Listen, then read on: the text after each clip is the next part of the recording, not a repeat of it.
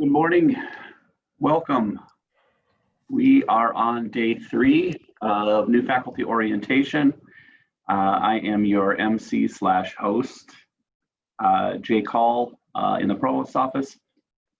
You will notice today that we are surrounded by folks that know what they're doing when it comes to technology, and that we also have a different Zoom setup than we did in the past, and that we do have live captioning that you should be able to see at the bottom of the screen. It's just a marvel. I appreciate IT had reached out about this technology. We had a meeting about 3 weeks ago, give or take today, I think, about this technology, and so I'm just really excited that we've got it. So I wanted to thank you all for the time this week. We've got the IT folks today. We've got the library, and we've also got the diversity office that will be coming in to chat with you. We may have a couple of breaks in between as well, depending on kind of questions that everybody has. What I'd like to do real quickly is have everybody introduce themselves. And today that will include your name, your department, and then the topic today will be food.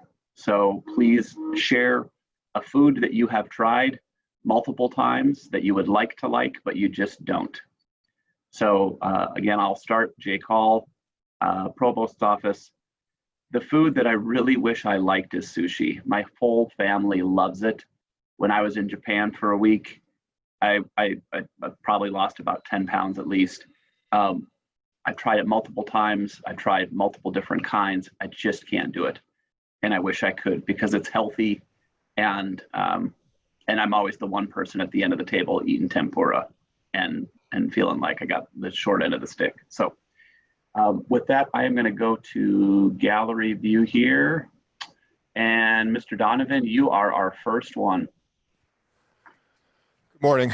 My name is Donovan DeYoung. I am the PowerPoint runner of Zoom meetings, and on the side, I am the Director of Management Information Systems in IT. What that means for your purposes as new faculty is my area oversees what we call the ERP, or the Student Information System. You might be familiar with that phrase, that basically has all the information related to student data, employee data, all that. So when you go to the portal, that's being run off the database that the folks in my area work with. Food-wise, this is kind of simple, but it would be really nice if I actually liked raw tomatoes, because I grow them fairly decently, but I don't like raw tomatoes, and I never have. I like the smell of raw tomatoes, and I will eat tomatoes in dishes, especially the more unidentifiable they are, but raw I can't, and that's too bad. So. Thank you, Donovan.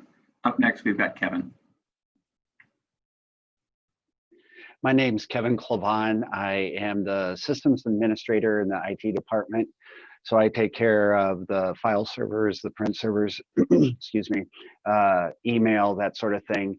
I work pretty closely with Cheryl on troubleshooting various issues that arise, and they come into the help desk, and then if they turn into bigger problems, they come back to me, I guess. I've been involved pretty heavily with a lot of the classroom, the new technology in the classroom this year, such as the cameras and working with the headsets and that sort of thing. As far as the food, I would say it's liver. I really wish I liked liver, because my wife makes like goose liver pate, and every once in a while she actually wants to cook liver, and I just leave the house at that point. So that's my food that I wish I liked. Thank you, Kevin. Cheryl, go ahead. Cheryl Swanson. I am the help desk coordinator. So you have heard from me, maybe haven't seen me till now, but you've heard from me at least a few times already today, or this week and year, and it'll continue. let's see, the help desk is open now, kind of, but the building is still locked, so it's hard to get to.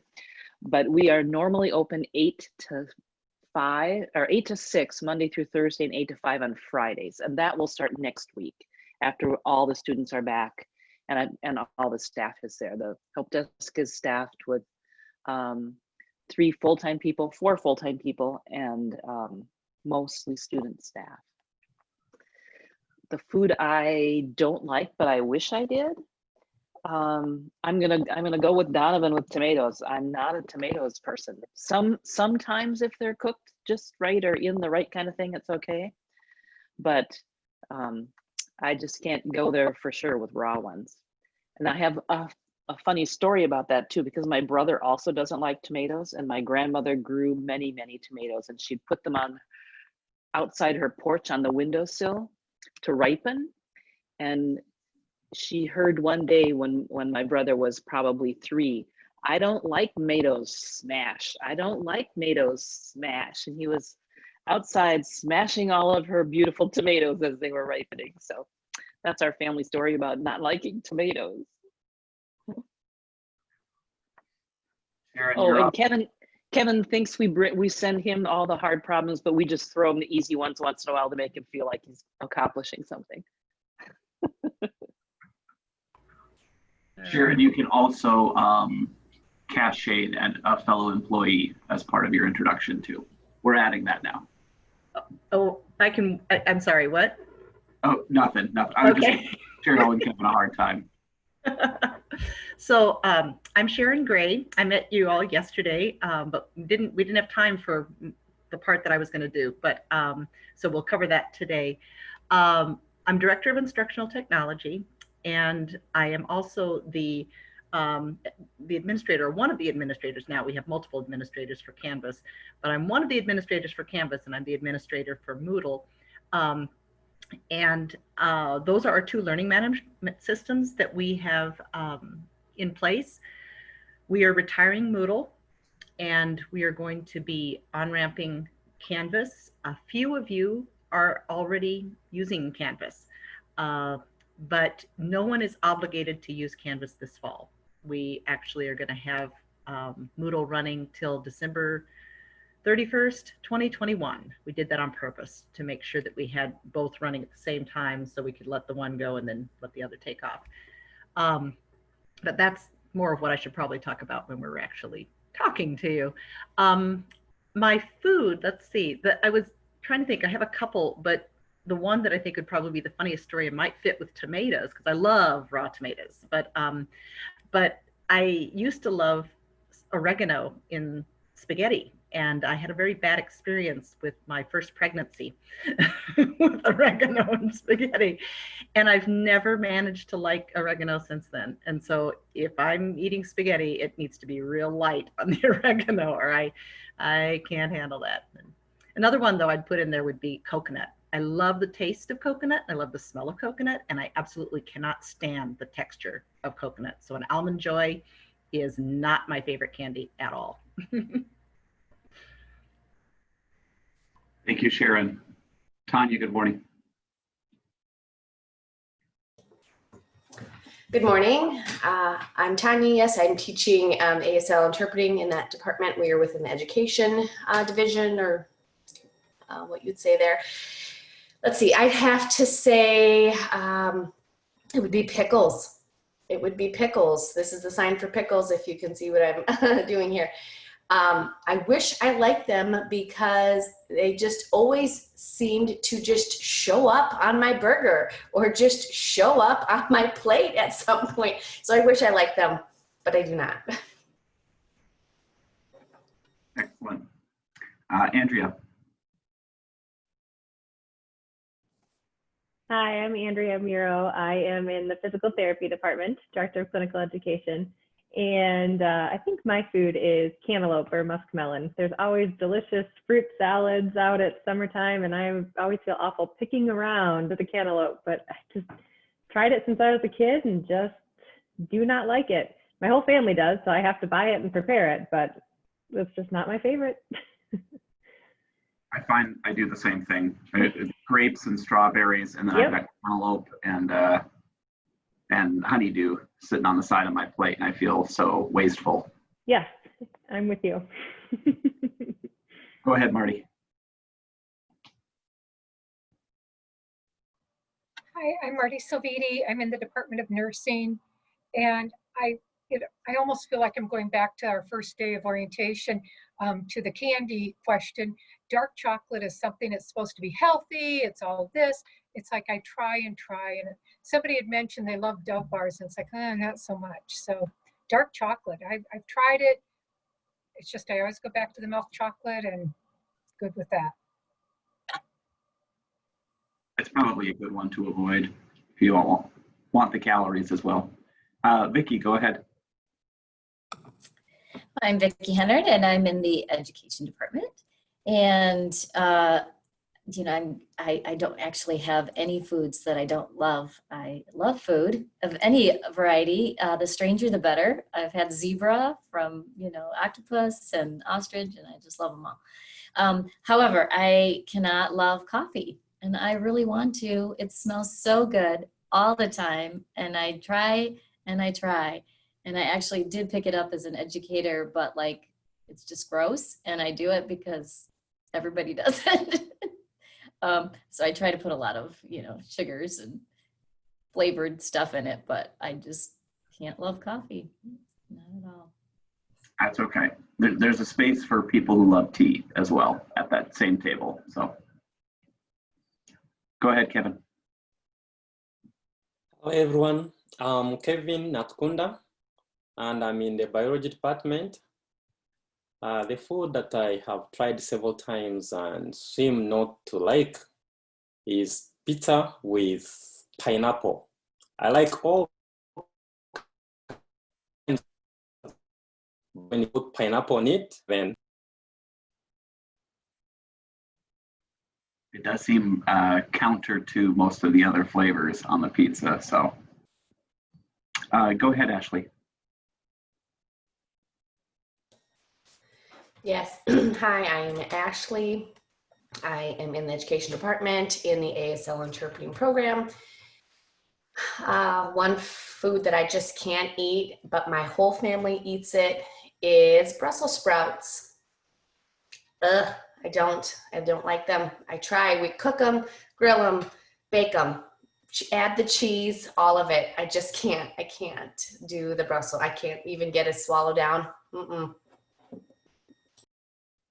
We just recently tried air frying them, and we got one kid on, and he ate some. The other one still just picked around the plate. So 50% effective every time. Anissa, go ahead. Hi, I'm Anissa Gehring, and I'm in the business department. I definitely agree with a few on here, but one thing that seems to come up a lot is I do not like ribs of any kind. And so it's always at barbecues, and people are always like, oh, I smoke the best ribs, and I'm like, ugh. So this is forever. I just can't seem to like them at all. It just, mm-mm. And then once you put it out there, then everybody feels like it's a challenge. Like, well, you haven't tried my ribs yet. So yeah. Good morning, Dan. You're up next. All right. I'm the IT director. So that means Kevin and Cheryl and Donovan, and used to be Sharon, reported to me. So that's that means that they definitely give me the easy tasks, so I feel good. And they basically manage me and how to run the IT department. So they're all extremely talented, fantastic employees, and you can count on them. So as for the food, I mean, I weighed 40 pounds more than I do today in the mid 2010s. And so there's not much that I wish I liked that I don't. The only thing that I really don't like is Jell-O. This is an old Lutheran thing. Is it, lime or orange Jell-O with celery chunks in it, sour cream topping, and shredded carrot pieces on top. And the combination of the sour cream, and I love sour cream, but that and the sweet Jell-O and then the crunchy stuff in it just drives me crazy. It has been a while since I've seen one of those Jell-O molds like that, but I do recall those. That was a staple of my grandmother, the German one. Yeah. I remember my mother making that and I hated it. Awful, awful tasting. Why anyone would think that was a good combination, I don't know. So we were chatting about the structure for this one. Did you want to start off, Sharon or Cheryl, or do you want to go over instructional technology? Maybe I'll let Cheryl, typically if we were in a face-to-face, Cheryl would kind of lead and then we'd kind of flow in and out, and then she would hand over to me at a certain point. I do need to be done at 10 because I need to get my husband up to his infusion in Sioux Falls. I'm down in Vermilion, and he has an oncology visit at 11. So I know exactly how long it takes to get there. So I've got to leave here by 10. So, but Cheryl, if you want to start, and then I can just sort of chime in. Yeah, I'll just do a brief little bit about help desk, and then you can do your thing, and then we'll finish up after you're done. Like I told you, help desk hours. I did also email you just a few minutes ago a list of FAQs. So a lot of the stuff that's on there we're going to talk about, but the sheet goes into more in depth, so with some step-by-step things. But on that sheet is also the help desk hours and the phone number and the email address, so you can get a hold of us there. Don't be afraid to call. I did mention that our help desk is staffed with students, so the first few weeks you have to remember that half of my student staff are freshmen, and so they'll answer the phone and they'll say, help desk, this is, and you'll tell them your problem and they'll go, let me put you on hold a minute. And they'll put you on hold and they'll ask someone who's worked there longer than 20 minutes and get back to you with the answer. And eventually they'll learn more and more answers, but you may be put on hold more in the beginning of the semester than later on. So be patient with us as we get our staff trained. And that is going to be more of a challenge this year than the other years, but we'll make it work. We are located in the basement of the Madsen Center, and we are the help desk for faculty and for students and for the Sioux Falls Seminary building across the street from us. So we have lots of different people giving us lots of different kinds of problems, but we're usually pretty able with Kevin and Donovan and Dan's help to get people's problems solved. Please don't be afraid to call, especially if you have a classroom technology issue. We want to get those worked out in the beginning of the semester here to make your class time go smoothly. If you just need someone to come and walk you through the technology, we're happy to do that as well. On that document that I sent you, there are also the links to the videos that I did for Zoom in the classrooms. So if you didn't get a chance to look at those and you did look at them and you can't remember where to go back and find them, those links are in there again as well. I think the next stuff that we're going to do is going to kind of flow together. So Sharon, why don't you go ahead and do your piece, and then we'll come back. All right, sounds good. So as I mentioned earlier, we have 2 learning management systems running right now, and I'm sort of curious. Normally, I would just ask people, what kind of LMSs have you used? So I'm going to name a few and just raise your hand. Blackboard. Anybody a Blackboard user? Okay. Anybody a Moodle user? Moodle. Okay. Going once. Going no. Anybody Canvas user from a previous institution? Okay. Trying to think. Brightspace. D2L. That's the other one that would be okay. All right. So we pretty much got you covered. It looks like everybody has used some learning management system. They're all pretty similar. They all have, of course, different interfaces, but they do basically the same thing. They're a way for you to create your online portion of your course. In some cases, you teach your course completely in the learning management system online, but for most of the courses at Augie, it's used as a supplement. And so right now, since we are in that transition place, all of your courses and all of your students are in both of the LMSs. So you have a parallel universes going right now, but they are all hidden. So until the instructor opens their course, the students don't even know it exists. So you can choose which one you want to use. Do you want to use Moodle? Do you want to use Canvas? Those of you who want to use Canvas, you need to have probably chosen to use Canvas by now. I wouldn't, I don't know that I would jump in right now. I would say Moodle might be an easier lift at this point. But, and the only reason I say that is if you were taking over somebody else's course, the materials we can import from Moodle right into another Moodle shell. And I think I've done that with a few of you already, but I do want to put that out there that if you are taking a course that somebody else taught, it's a good chance some of that material we could just import right into your course. We've done that for quite a few people. And how long will Moodle be around? It'll be around through this fall and through all of next year. We allowed people this fall to join Canvas if they wanted to. We are discouraging the grad program from moving, because I know, Vicki, you're with that program. We're discouraging the grad program from moving to Canvas until in the summer. So the summer will be the first time that the grad students will start being put into Canvas. But we are absolutely encouraging everybody to be using Canvas by next fall. It's hard for me to imagine an exception. I guess if somebody's planning to retire at Christmas, maybe, but pretty much everybody should be having their courses running in Canvas next fall. We have some really good ramping up support for you. I love it. I am super excited that we are with Canvas. It's kind of the Cadillac. Moodle is kind of a Chevy. I mean, Moodle is the most commonly used learning management system in the world. It's K-12 and higher ed. It is has the largest user base, but it's kind of the Chevy of LMSs.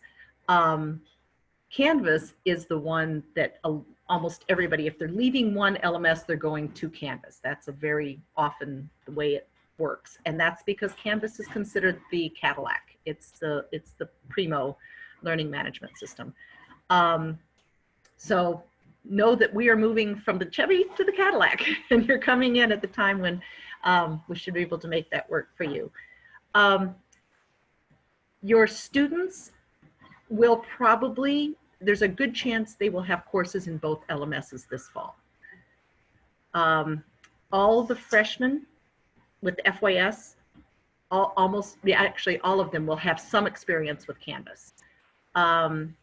So the freshman class for sure will have some FYS and in some Canvas courses and some Moodle courses. And I just say that because there may be a little bit of confusion among your students. You might want to reach out to them and let them know that your course is in Moodle or your course is in Canvas. You know, make sure that you've touched base with them. Those of you who are having courses in Canvas, I sent a note out to everybody that you can send to your students with a help guide. I encourage you to send that to them because Lisa Brunick, she's not here, but she's kind of another one of the ones that you will find as a support. She created this wonderful, easy to follow guide for the students that gives them just the basics because it's going to be new to them too. So that's kind of the pieces. I guess I was going to show you what the screens look like, the login screens. So let me real quickly share my screen with you. All right. So this is what the Moodle screen looks like. You'll notice that right over here, I really want to point this out to you. That is my cell phone number. That really, truly is my cell phone number right on the front login page of Moodle. I find that when I do get calls on that, it's because somebody really needs it. So don't hesitate. If you have a problem, you always know that you can find my phone number that way. Also have some instructions for how to modify your form preferences so that you don't get so many emails, because if you don't change your preferences and you have a discussion forum, you're going to get hundreds of emails from the course. Here's instructions, here are instructions for adding your photo to the profile. So that's all out there. You might notice, you might wonder, we mentioned something about, oh, we don't have that anymore. Oh yeah, we do mention Augustana University, Sioux Falls, South Dakota. There is another Augustana. And sometimes we will, especially the beginning of the year, the help desk will get calls from Rock Island, Illinois, because they are also named Augustana. So, and here's where you get the mobile app. If you want to download the mobile app, yeah, there's that Rock Island mention. So that's the link to them. We kind of provide that on our front page just in case somebody gets lost. This is what the Canvas login looks like. Again, it's just another LMS, but that right now that's the background that we've got for the Canvas. The other thing I'm going to talk with you about, I'll wait and kind of come to this a little bit later. Jay and I are going to be talking, I think, a little bit about the Center for Teaching and Excellence in Scholarship, or Center for Excellence in Teaching and Scholarship. Sorry about that. So I'm going to stop my share right now and see if anybody has any questions about courses in your LMS.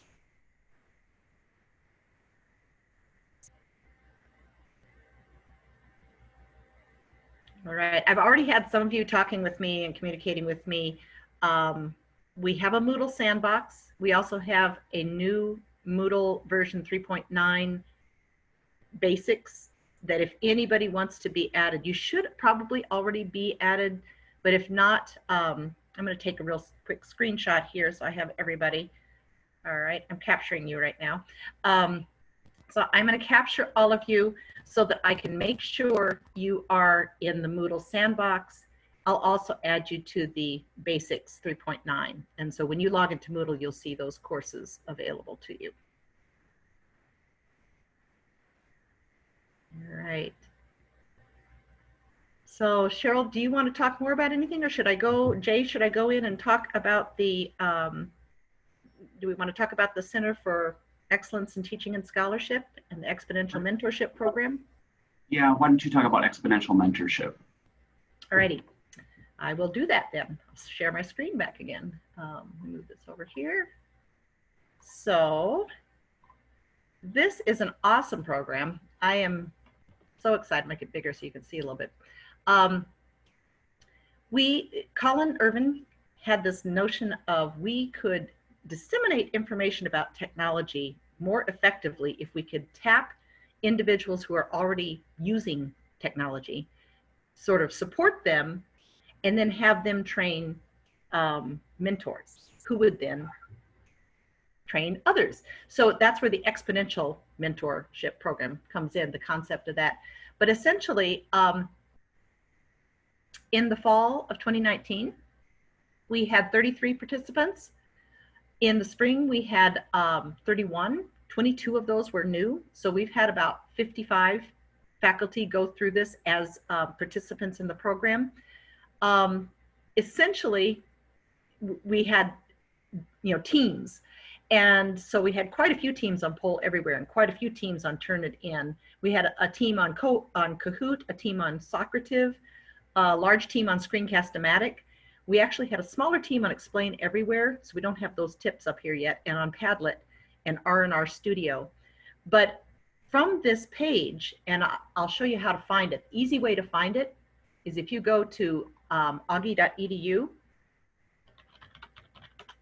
So go to our homepage and click in the search bar exponential. And that word doesn't show up very much in our website. So if you search for that word, you get right to educational technology. You could also search for educational technology and it will pop up there. But this is the page where we have these resources that the teams have created. So like here, Turnitin instructor tips and Turnitin student tips. So if you're using Turnitin, this is a place where you can go. And if you click on that link, you get to this list of resources and frequently asked questions. And you can jump right to, what does the post date mean? And you go right to it and it explains. The post date means, my screen is taking a while to jump, there. So there's the answer. And some have screenshots and some have just text, but it's a really cool, easy way to jump right in and find resources. Resources on Turnitin. Let me get back to my page again. So resources on Turnitin, resources on Poll Everywhere. Like I say, Kahoot, Socrative, Screencast-O-Matic, great resources that are available to you to help you as you're learning to use the technology. I don't know quite yet what the status of that program is going to be. I'm going to let Jay share more about that. But it was very, very successful the first year that we ran it. It resulted in quite a few more people feeling comfortable using technology. So I don't know, Jay, if you want to speak anything about it, and then I would like to point people toward the course continuity guide, but otherwise that's pretty much all I wanted to cover. One of the things that you'll notice very quickly about CTS and kind of the philosophy behind it is that we understand that it's very unlikely that a faculty member is going to walk over to the administration building, or the Death Star as I call it, to talk about teaching or talk about using instructional technology. So the intention is very much that your colleagues are likely the ones that you're going to ask or that you're going to assist. And so it is a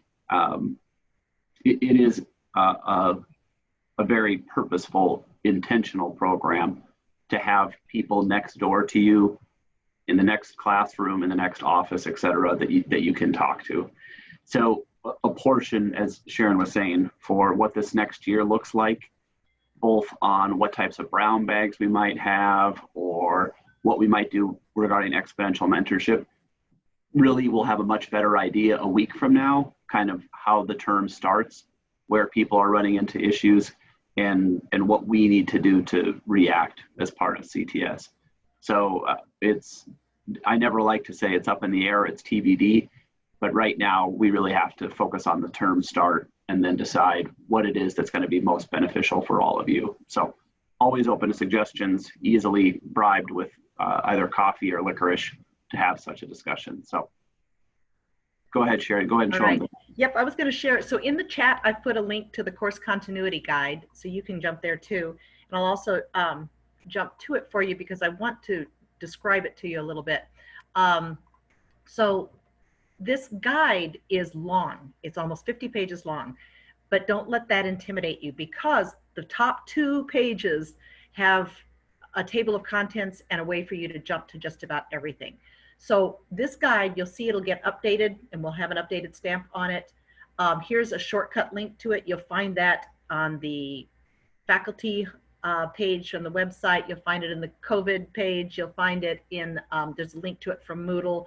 So a lot of ways to get to this, but you might also want to just bookmark it. As I mentioned in the meeting that you probably heard yesterday, Cheryl, Lisa, and I are going to sit in a Zoom meeting from 9 till 3 on Monday and on Tuesday of next week. We're just going to be here at that, and this course continuity guide has the jump. There's the link for it. You click that and you just come in and ask a question. It's like you're walking into the room, and we're all 3 there to answer it for you. We're thinking that we're going to try to run that from 2 to 4 on Wednesdays through the term start. Not quite sure how long we'll run that, need to do that, but we expect there will probably be some need for it for a little while at the beginning. You also have contact information for all of us there. So all of our contact information is in there. And this is the part that I wanted to point out to you.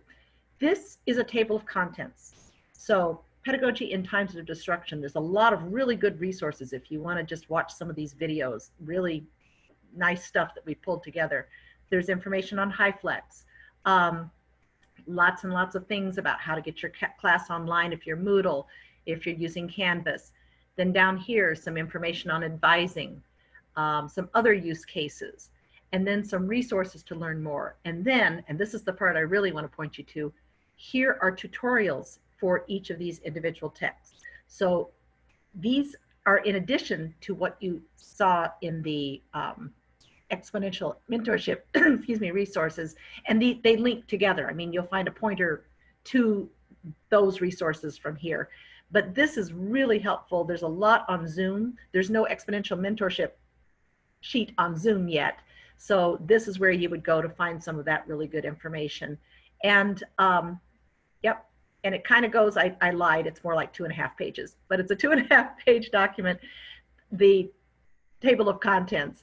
And so if you're looking for anything, I recommend jumping here first. And the easiest way, if you're looking for something, is to do Control F and type in the word Zoom, say, or type in the word quiz, you know, or type in the word Moodle, a lot of Moodle, type in the word Canvas, and then you can just jump right to those, okay? So Control F is the way. You'll notice up here, a lot of people are using it right now.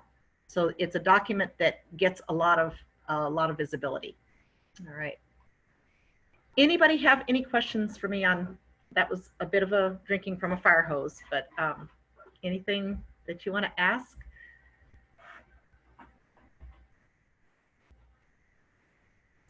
Tanya? Mm-hmm.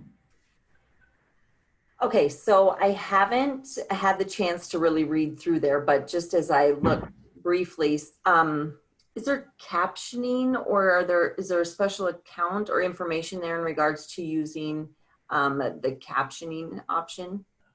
With the Zoom, I specifically added, let me show you what I added, and I'll get your feedback on whether this is a good start. Sure. Sharing it. And so if I click, I'm going to close this out so I'm not searching. I happen to know that I am going to Zoom. All right, so I'm going to go. So I put this part, can hardly see that. Let me make it much bigger. I actually added how to pin, spotlight, and active speaker, because that was something that we were talking about earlier. And so I've got a bookmark right to that. And then that material, it talks about here. When using an interpreter, participants must be able to view the interpreter and the speaker. They can pin the interpreter, however, the host should not spotlight. That can interfere. What do participants see? If using follow host mode, they will see the host video's layout. And then it talks about that. And, and then I also have a link to accessibility tips for a better Zoom meeting. So if there's more or additional, or if I need to modify that, I would love that feedback. Oh, okay, great. Thank you. Yeah, I'll take a look at it. Mm-hmm. Yes, Kevin. So I find that Rev is actually not good for scientific terms. What, pardon me? Rev, the Rev? captioning, yes. Oh. I find You're kind of terminologies, cutting and I out. teach a course that has a lot of. So it's Can you having hear a me hard now? time. Or maybe my network is not good. Okay. You were saying Rev is not good with scientific terms. Is that what I heard? Yes. Okay. And then also with people with accents like me, it's also not good. Okay. Have you noticed, do you have any experience with the captioning that happens automatically through YouTube or through Zoom? Do you find that that works any better? Actually, the same thing with Yeah. scientific terminologies. Yeah. So all of them are not good with scientific terms. Mm-hmm. I think we are running into a realization that for certain things, there's going to have to be a manual overview and review of whatever captioning has occurred to correct it. As part of that discussion, Scott Fish over in Modern Foreign Language reached out because he was, he teaches French. And so I won't even try to speak any right now, but I can't imagine it would do a very good job. So we likely will need to take a look at a couple of different options as well. One that I thought when I was testing before, it looked like Google Meets did a pretty good job with some of the scientific terms, but I was using more like logarithmic and mathematical as opposed to scientific on my testing. So. And this is Tanya. I'm not sure if any of you know about the transcript option.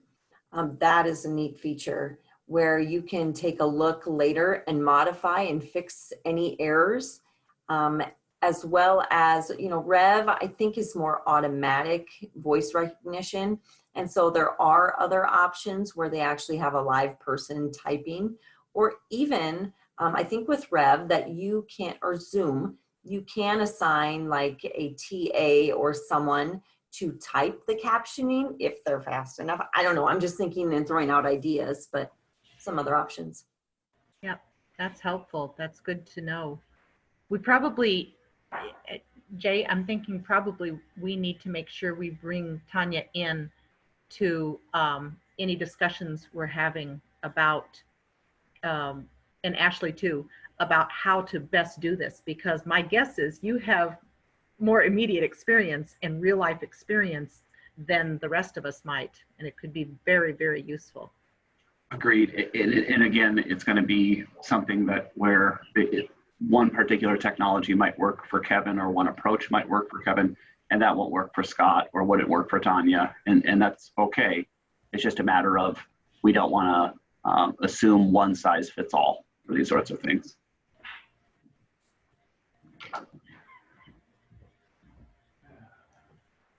All right. Any other questions? No? All right. So, Cheryl, do you want to go back on to your pieces? Sure. I'll go back to my little list here. Some of this stuff was in the first email that you got from me, but there was a lot of stuff in that, and sometimes that was quite a while ago. So I'm going to cover a little bit of that and just touch on a whole bunch of things that you're not going to necessarily remember, but you're going to remember that you heard them from me. And so if you have a question about them, you'll know you can contact me, and I can help you get the answers that you need. So username and password. You all have your username and you all have your password, but when do I use C. Swanson? When do I use Cheryl.Swanson? When do I use cswanson@augie.edu? Well, you know, it's kind of, there's no real good rule of thumb, because depending on the program, it's all up to that program. But basically, if you're logging into anything on campus, if you're logging into Moodle, or you're logging into Canvas, or you're logging into MyAugie, or you're asked to log in to printers, it's just that short email, or that short login, C. Swanson. Sometimes the external things are going to take your whole email address, or the whole short address, like your Gmail account is going to take cswanson@augie.edu. Now, why do we have both C. Swanson and Cheryl.Swanson? Isn't that confusing? Well, kind of. You have two email addresses, but one email account. So no matter what address someone sends email to you, it all gets to that same inbox. It all comes in together. And when you're reading your mail, you can't tell which address somebody used. It's seamless that way. One of the reasons we did that way back when we switched over to Gmail, is that if you use your like my Cheryl.Swanson address as my default, so that when someone just replies to a message, that's the email that they see. They see Cheryl.Swanson@augie.edu. That also means then when your account gets out there, you send an email to somebody else whose account is hacked, they don't have your username. They have your email address, but they do not have your username, because Cheryl.Swanson is not my username. So I think it's saved us many times from phishing attempts that go wrong because they don't really have your real username. So that's why we suggest you change your default email address in your settings to Cheryl.Smonson to that dot address. And that's out there in the settings of Gmail. And if you look back at that first email that I sent you, there's instructions in there how to do that. And if you don't have that anymore and would like to change that over, just let me know and I will send you those instructions. So that's username and password. You'll get used to which one you need to use when. Wireless on campus. If you have a laptop that you got from Augie, that wireless account was set up before we gave it to you, so you should be fine. You can also, if you have a mobile device, your phone or an iPad or another kind of tablet, you can connect that to the campus wireless. And we would suggest that you don't use Guest. Guest is a more limited wireless access. So if you're needing to access everything on campus like you would with your computer, then you'll want to get onto the AU Secure Campus Wireless. If you need some help with that, contact the help desk and they can send you instructions. There's also videos out there now on my Augie that will lead you through that, so we can point you to those if you need help with that. The answer is always call the help desk and they can point you in the right direction. The network that we run is called OES. It's the type of network we run, and that's where your network file storage is. That's separate from what your Google Drive file storage is, and we'll talk about that in a minute. But located on campus, the network storage that you have is in the OES network. So you'll have both a J drive and a K drive. The J drive is your personal space on the network that's backed up every day. So it's a very safe place to put your documents. The K drive is that same kind of backed up space, but it's a shared space. So in your departments, you may, your department chair may say, go out to the K drive and go to the biology folder. And those folders out there are, you only see the folders that you have access to. So to get to those folders, you need to log into the OES network. So if you have a PC, when you log in, that login box comes up and you'll have a couple of options. It'll either say log into the network or log in to the computer. And if you need to get out to the OES network, you'll choose the computer. Or you can go down to the lower right and click on the menu that's down there and find the OES. It's like 2 boxes, right click on that and log in there. Once you do that, then you'll click on computer and you'll see the whole list of drives. So you'll see your J drive, you'll see your K drive, and you can choose that one and go to the drive that you need. If you have a Mac, there's a way to do it on your Mac too, and there's step-by-step instructions in the document that I sent you for the Mac, because it's a little more involved, just a little bit.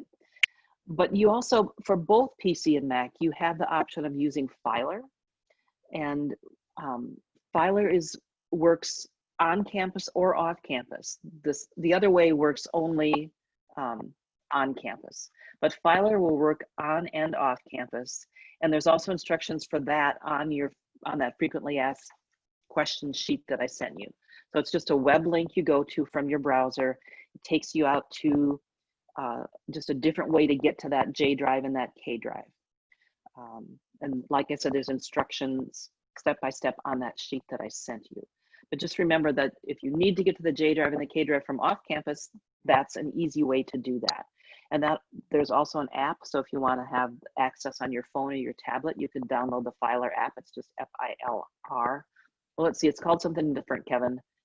The app is called something different now, which I can't remember off the top of my head. But I'm sorry, I was reading my email. What was Kevin, the you're app? supposed to hang on my every word. Sorry, my bad. The new name for the Filer app. Filer is still called Filer. The app, though? But I'd like the Google File Stream. Is that the one that you're talking about, Filer itself? Filer itself. There's a different name for the Filer app. I'll send it to I you. always, I always call it Filer. I know I do too, but that's you can't find it that way anymore. So I'll send that to you. So that's accessing your J&K drives on and off campus. Gmail, let's talk about Gmail. How many of you are familiar with Gmail from, you know, personal use or other places? Or okay, so we've got kind of a mixture of people who use it and who haven't. And Gmail, you know, it's not that different than most other email accounts that you might have used, but I'm just going to hit the highlights for Google Apps. So Google Apps is what we run because we're an educational institution and we can run Google Apps. And there are a few things that are available to us that aren't available to a private user. And there are a few things that aren't available to us that are if you're a private user.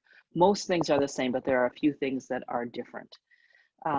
One of the things that, because it's Google Apps, you have absolutely no storage limits. You can have as much email as you can pack out there, and you can have as many files stored in Google Drive as you can put out there. Kevin continues to test the limits there, and so far they haven't turned him off.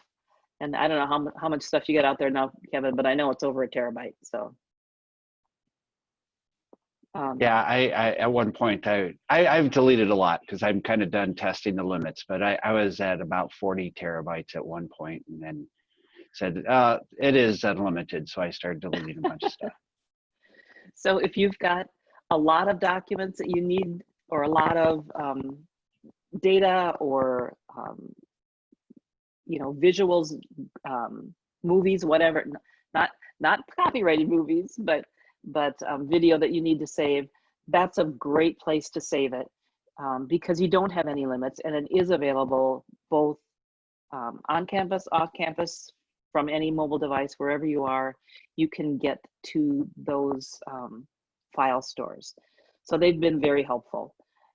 Google also has the ability to share files in a couple of different ways. You can share a file that's in your My Drive, My Files area, but there's also an area that they used to call Team Drives, but now they call it Shared Drive.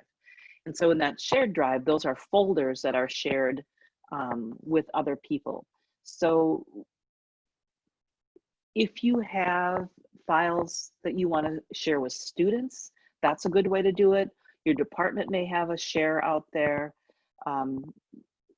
There's lots of different scenarios where you would want to share files with other people. One thing to remember when you're sharing Google files, though, students and faculty have separate Google accounts, separate Google domains. So faculty and staff email accounts are at augie.edu. Students' email accounts are at oli.augie.edu. That means that when you're sharing a Google document, one of the options that you'll get is share with everyone at Augustana. It says something, they've changed the wording, but it says something like similar to that now. But that doesn't mean students, because that just means at augie.edu, not at oli.augie.edu. So just keep that in mind. If you're going to share with students, you have to do it in a little bit different way. You either have to put their names in, and you can do that from a class list, or you can share it to anyone with the link. There are a couple of ways to do that, but just remember that they are separate. And the other thing that happens with that separateness is students are told that that's the case, that faculty addresses are different than student addresses, but they forget. And so they may send an email to you and they'll put Oli in the address and you'll never get it. And they should get a bounce back, and they do, but they don't always see that. So it's when you're talking through your syllabus and you're talking to your students about how to contact you, make sure you point that out, especially for your freshmen. Remember, I don't have an Oli address. Mine is just at augie.edu, and if you send it to Oli, I won't get it. And I want to just kind of chime in here because this is an issue that faculty who've been here for years still trip up on this. So don't feel bad if you do, but also know that it's a really important concept to realize that the students and the faculty staff are two different organizations as far as Gmail is concerned. So you have to be intentional about how you share things either way. And if you ever have questions, just call the help desk or send me an email and we'll try and clear that up for you. Calendar in Google. Everyone has your calendar, and whether or not you use the calendar, other people have limited access to your calendar. So if you're not using your calendar, they may try to set up an appointment and they'll go out and they'll look to see where you're free. And even if you're using your Google Calendar and have all kinds of appointments, they won't see what your appointments are. They'll just see that you have an appointment, that you're busy at this time. But if you're not using your calendar, you may have people who set up appointments with you at a time when you actually aren't free, but it just doesn't show that to them on the Google Calendar. So I really strongly suggest that you use that Google Calendar because it is very powerful when people are using it and you're trying to set times for meetings. And I'm going to talk in a minute here about office hour appointments and what you can do with Google as well. But that if you're worried about that calendar being public, because every now and then it'll say something that makes you think, can everybody see this? And no, they can't. But people at Augie can see if you're busy, only if you're busy, not what you're doing. Also in that document I sent you at the end, there are step-by-step instructions for setting up appointment slots. So appointment slots are a way you can set up your Google Calendar for office hours and students can sign up for an appointment for those office hours.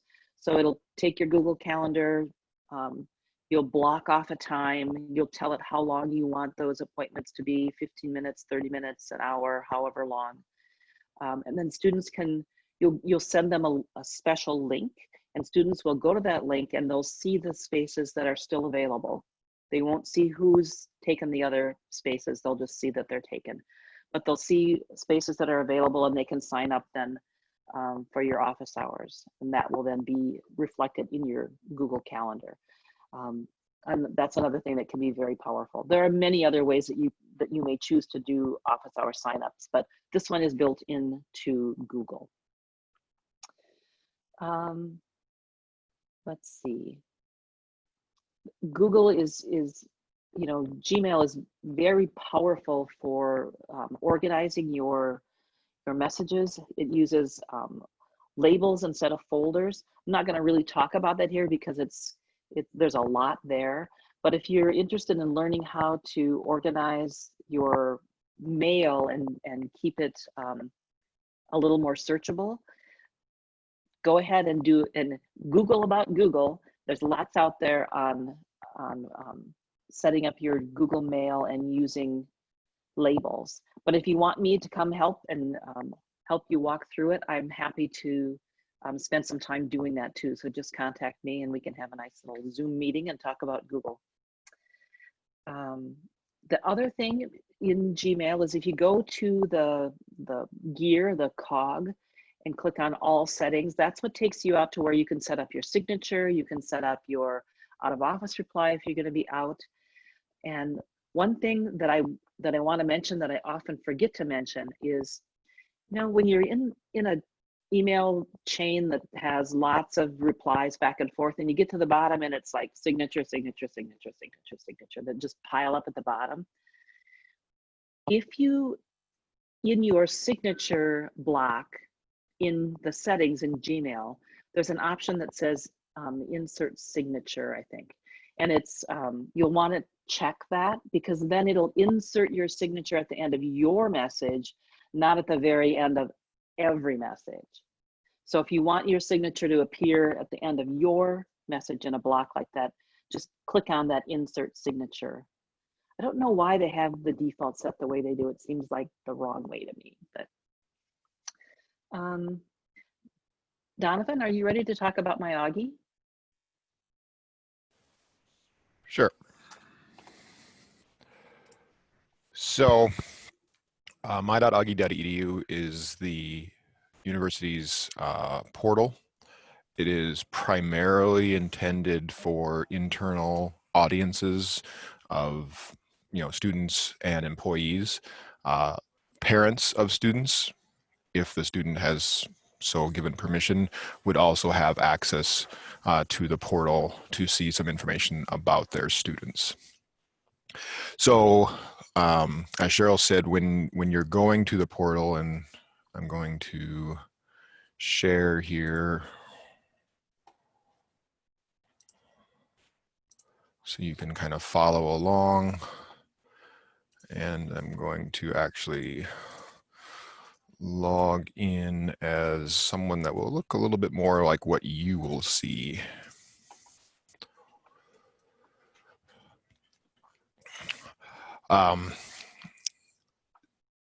So the academics tab, so that we call the options towards along the top are often referred to as tabs. And the academics tab is shared between both primarily faculty, other employees also see that tab to a certain extent, and students see it. However, what you see as a faculty member differs from what student sees based on the fact that you are a faculty, you have a faculty role, and a student would have a student role and would see different things. So just keep that in mind as you're visiting anywhere in the portal, that your experience will differ slightly in terms of what is visible to you versus what a student in general will view. And so if they're trying to describe, I went to the portal and then I went here, and you say, well, I don't see that, I mean, that's why. Most of what you would need to do with regard to instruction will be under the academics tab. There is an academics report, and this basically links to a reporting application that we have that pulls information out. So you can get class lists for any student. There are advising lists. You can pull up a variety of information you can look through and see what you have access to there. There is a room usage. This is kind of taken on a little bit different tone this year because of the frequent changes. But if you would have a need to look and see what rooms are being used in one of the academic buildings, you can use that. There's some information on alumni in terms of faculty often will want to refer back to previous students. There is an advising. Now, I don't know that any of you are set up as advisors. If you are new, you may or may not, but you would have access to advising. Here you could go in and look up advisors and get specific information on advisees, such as their current classes. You can use this to help them gain permission to register in some cases, depending on how your advising permissions are set up. Courses and grades is maybe where you will spend the most of your time initially, because here is where you will see in the Faculty Course Center the courses that you are teaching for the term that is shown here.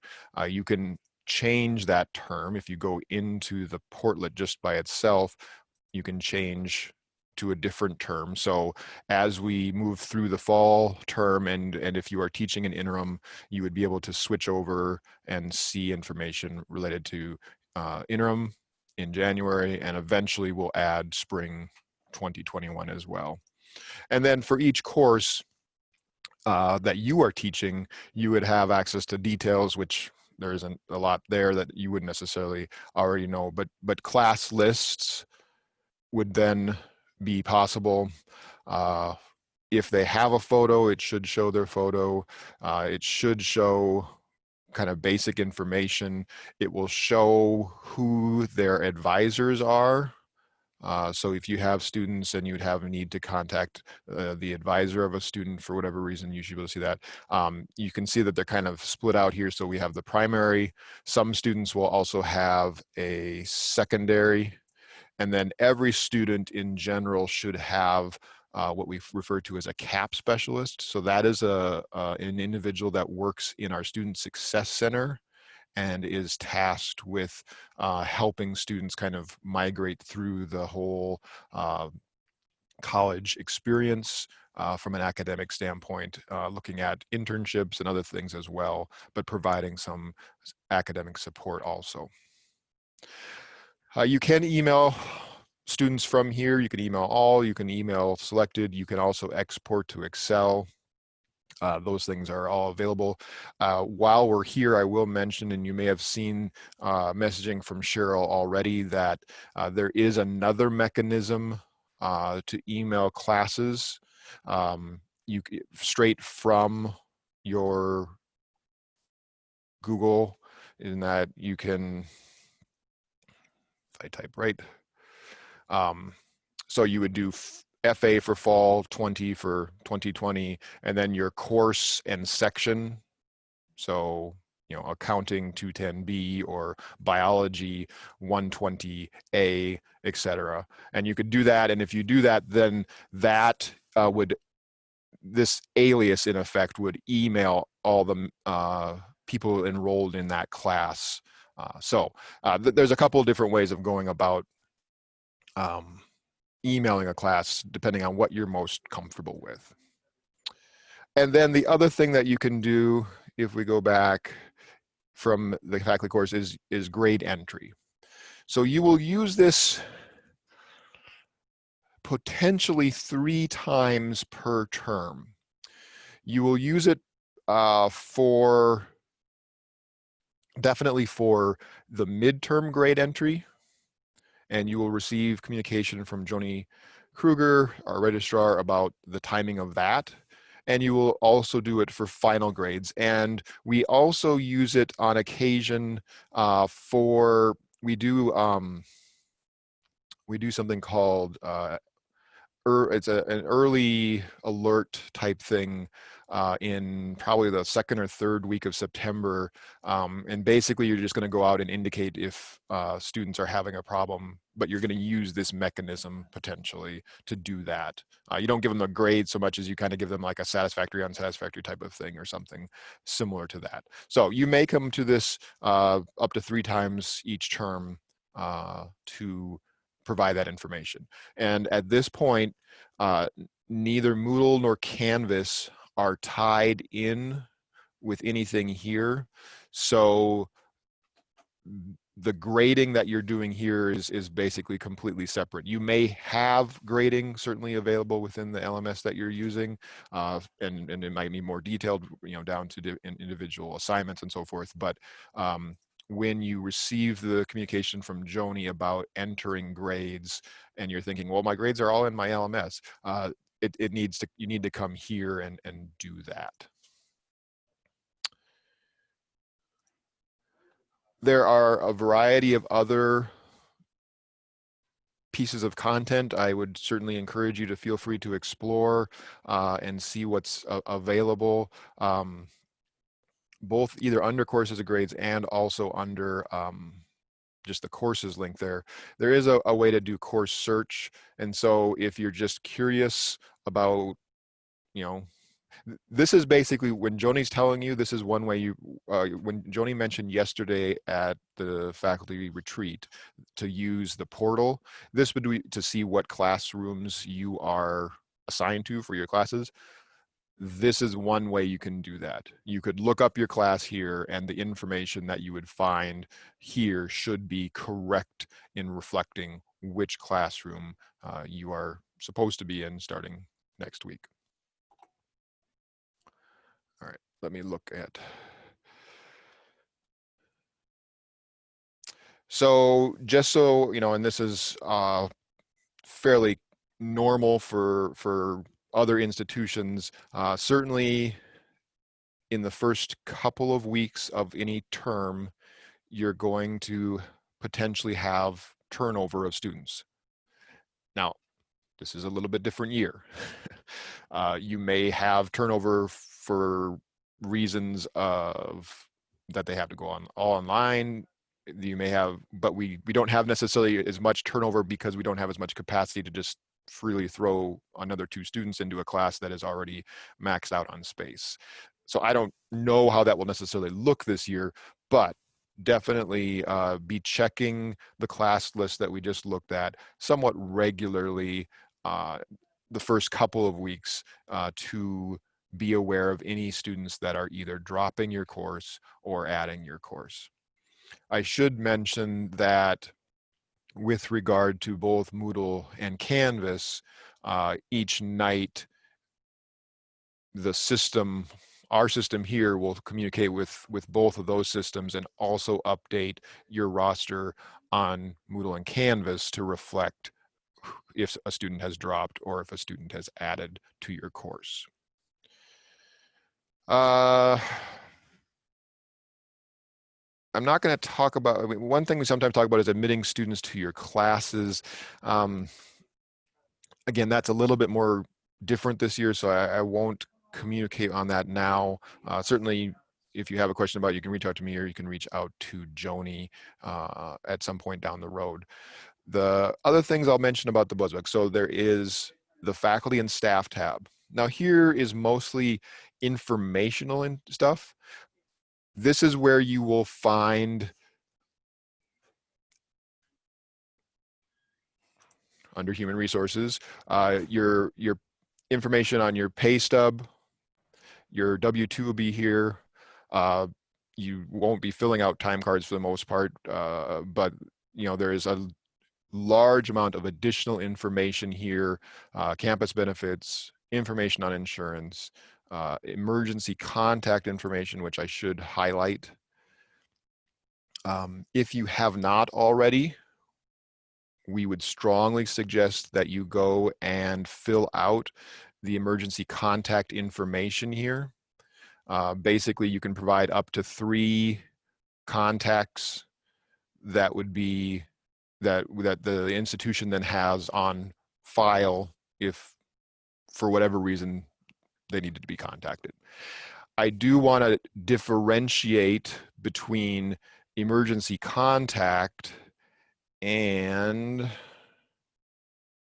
Viking alerts. Viking alerts, which used to be called emergency notification, but having 2 things with emergency in it was confusing, is our notification system. This is a whole separate thing. You go in, you enter in, you already have entered in a primary voice number and a primary text number based on the information we have about you already. So basically your cell phone number, more than likely. You can add additional voice numbers, additional text numbers, and then an additional email address. This is used when the institution needs to communicate out broadly to the campus as a whole about serious things that need quick attention. Now, I'll be honest, most of the time what this gets used for at this point, and we are thankful for that, is if there are weather alerts. You know, it snows. If it's bad enough, there may be an impact on operations at the institution. This would be the mechanism that information would go out. Now, you would all by default probably also get an email about this, but you know, you may not have access to your email all the time or may not be checking your email all the time, and that's good, but you would then get a text message about it or a voicemail about it saying this weather situation has caused the institution to delay classes or whatever it may be. So 2 things that you should definitely sign up for, and with this one you're kind of already signed up for by default with your cell phone. If you go here and see that this is incorrect, then I think there's information here on what to do in terms of who to contact to make sure that that's updated. Because basically we're taking this out of our database as we think that this is your primary phone number. Again, lots of things, I won't go through all of it, but lots of things here that have good information. So please feel free to look through. I'm briefly going to stop at Augie Life only to mention two things. One, here's the help desk where the videos that Cheryl mentioned on getting into the wireless network are now stored. I also want to highlight this Viking Flex, which is new as of this week. This is information that we're putting out to the campus as a whole. This is basically a duplicate, this COVID-19. You also see that on the homepage when you log in. This is updated daily by Rick Tupper. And then over here, there is a series of PDFs. Some of these PDFs are actually hyperlinked to additional content. And it's just basically information about, what are the guidelines for meeting and events in this term? How does the university handle positive cases? What are the quarantine guidelines? So if you have questions about that, this would be one place you could look to see if those are answered. And then finally, the Buzzbook. This is our online internal directory for all students, employees, and former students. Former students, because what will often happen is a student may graduate and 2 or 3 years down the road, they may request a letter of recommendation from a faculty member. And the faculty member often likes to be able to get a visual picture to kind of maybe remind them, oh, that's right. I recognize the name, but I can't. Now, the picture you see here will be the picture that they took when they were here. It won't obviously be updated, but that's usually enough to help them. But primarily students and faculty, you can look any student and faculty up here. So, hey, Donovan, we went over the Buzzbook with HR on Wednesday. All right, then I won't continue. And I let them know I use it daily, so. Not a current picture, I'll just say. All right. So I think that covers information with regard to the bulk of what you'll do within the portal on a regular basis. And I'll just kind of reiterate that, again, what you see with regard to the portal will differ from what students see. And finally, if you do get into the advising, there's quite a bit of information there. And if you ever have questions about it, please don't hesitate to either reach out to myself or to Joni with regard to being able to navigate that, because it can be a little bit confusing. There are videos provided down here that might be helpful as well. I think that's what I was going to cover, Cheryl. Oh, change your password. There is a password management link on the portal, on every page of the portal. It's always right there. We require you all employees to change their password once a year at a minimum. You will start to receive email notifications, I think a month out from when it is due to expire. And so a month out, you'll get an email. And then if you don't change it, 3 weeks, you'll get an email, and then 2 weeks, and then it gets a little bit more frequent until it's, I think, daily.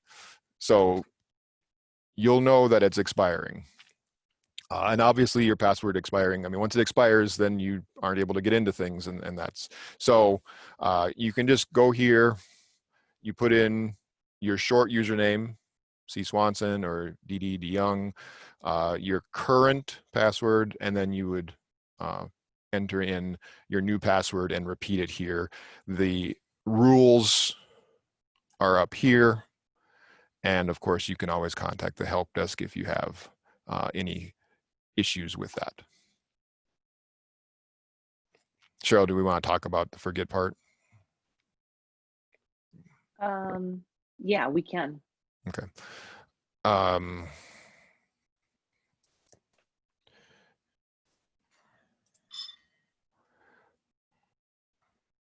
I don't know that it's working exactly as we want.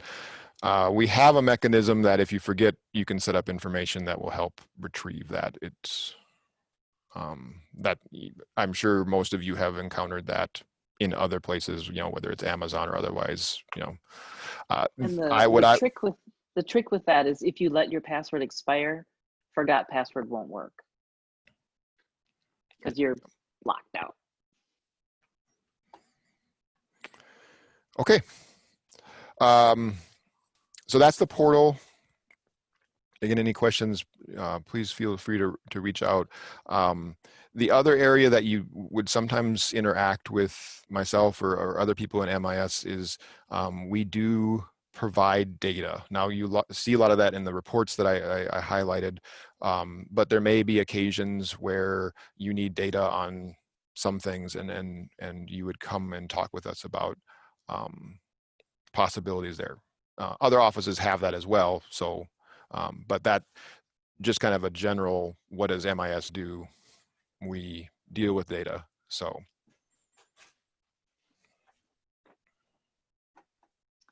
Okay, I have a couple more things that I'm going to go through really fast and then leave some time for questions. When Donovan was in the portal and showed you that help desk area where he said the videos are, also out there is a link to Office 365. So if you have a need to have Microsoft Office 365 on a personal computer, you go to that link and there are instructions there for how to get that free through Augustana. So that's all out there under that help desk link in the portal. Classrooms, make sure you stop into your classroom before class, log into the computer so you know how that's going to work.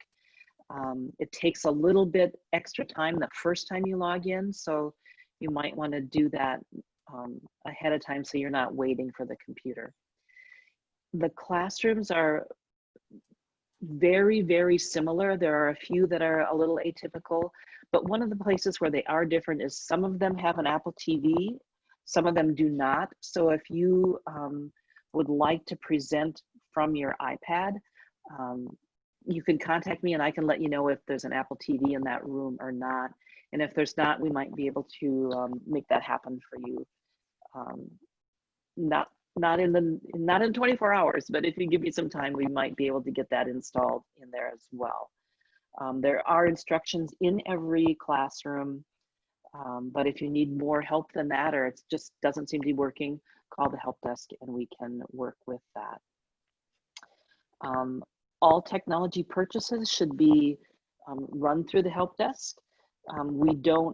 We may say, you know, we can't help with that one, so go ahead and go through your department chair, but please run them through us because we may have special pricing or special models that would be, that we would be able to support both with hardware support and other kinds of support. So please run your technology request through us. Your phone, does everybody have their phone set up in their office? Anybody having trouble with their phone? All good there? Okay, that's great. Let's see. We are certainly, as a department.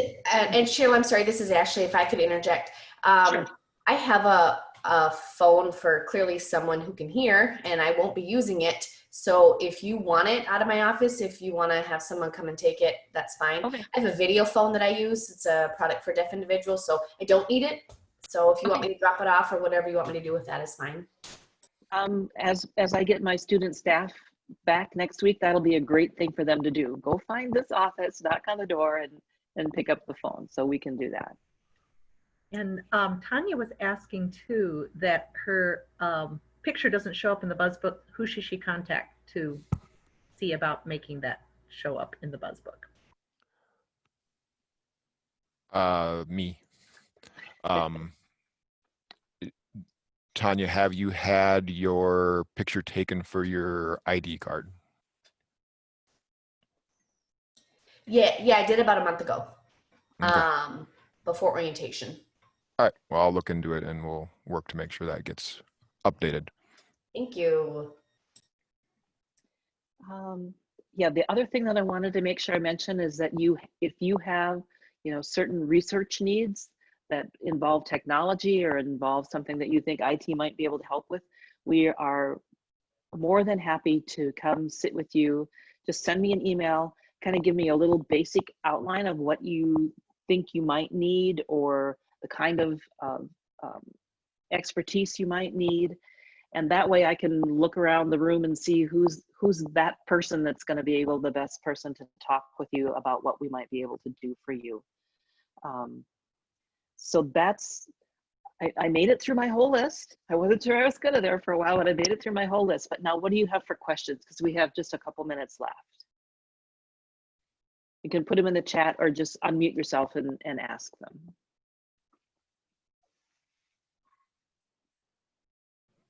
I just have a quick question. Someone was going to come up and help me in my office. Is anybody there today?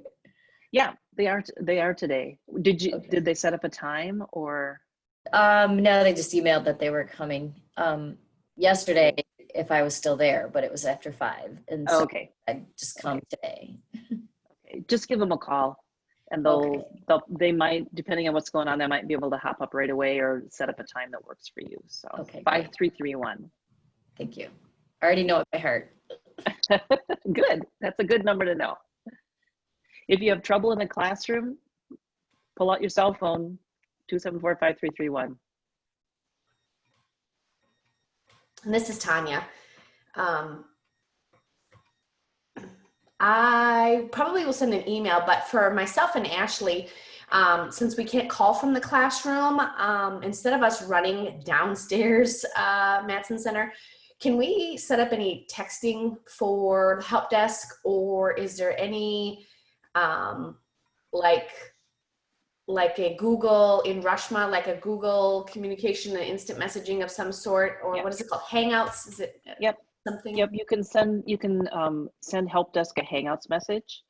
And I would suggest sending it to help desk, but you can certainly also send it to me, to both of us, or to Reshma, if you get those names embedded or write them down. That way, if nobody's sitting right at that one computer, if you send it to more people, then we're more likely to get it, because it doesn't beep us as insistently as the phone does when it rings. But that's perfect. Great, thank you. Mm-hmm.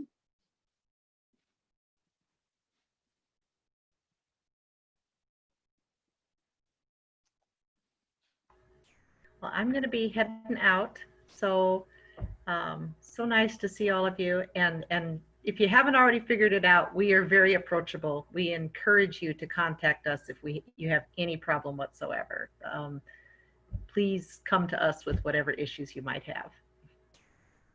One of the saddest things I've encountered is when somebody gets to me and they say, I have spent 8 hours trying to fix this problem.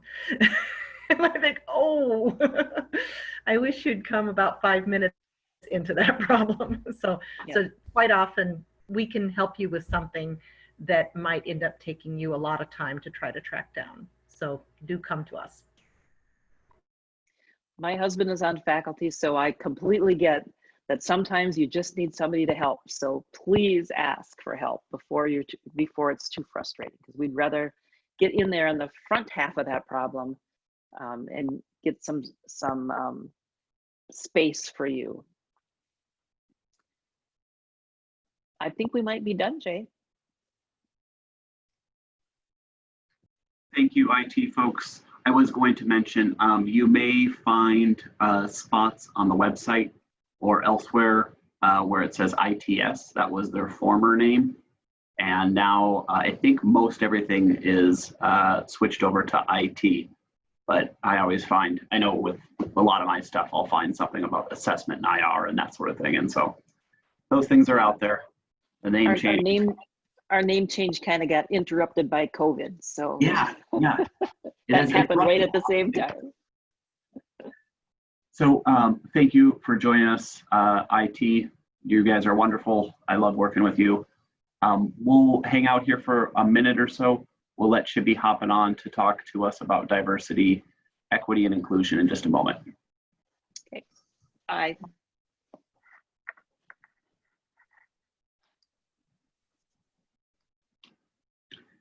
While we're waiting for her to hop on, I have Ronell in the library. We'll have a break in between Willette's presentation and Ronell's, and then we'll be finishing up at 11:30 today. I'm going to sit down with Mitch on Thursday of next week to kind of chart out what we would like to do as far as monthly meetings for you all. So if between now and then you have suggestions or you've heard of somebody that you'd like me to bring in, I'd be more than happy to take a look at those.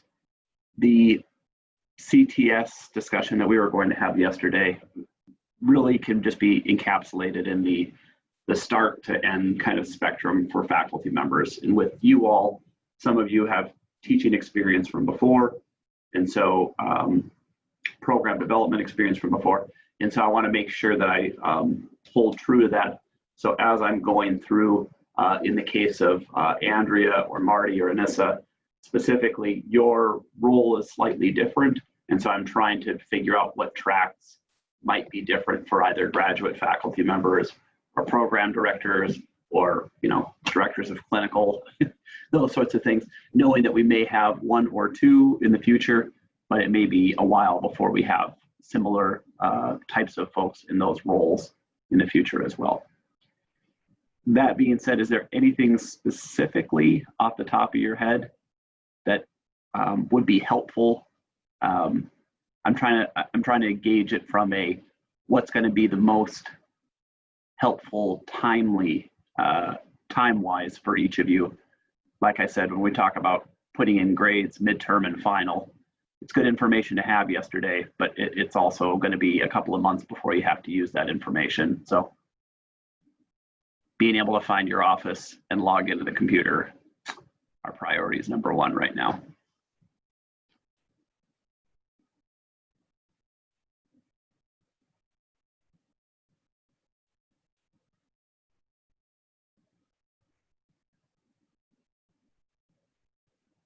Tanya's getting fancy. She's on 2 Zooms at the same time.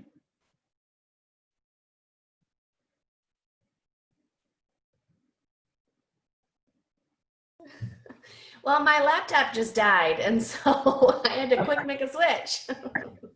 You don't have much choice then, huh? Yes.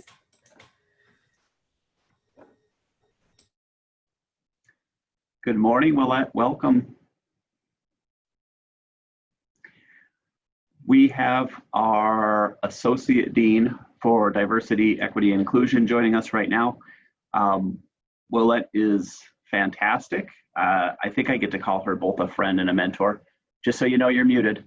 And we're going to go around the horn real quick and introduce ourselves. Today's topic is food.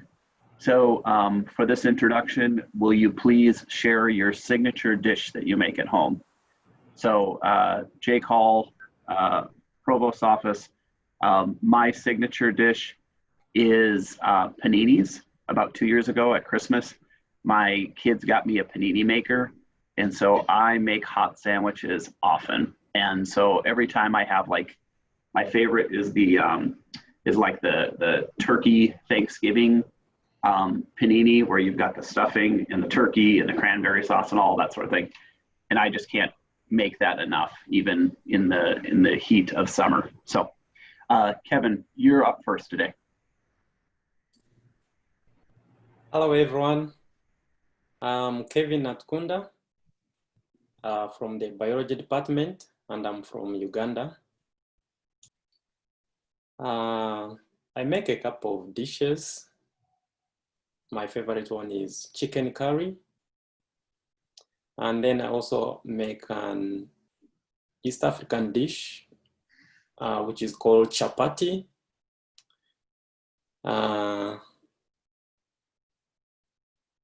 Then also I'm good at cooking so many different dishes of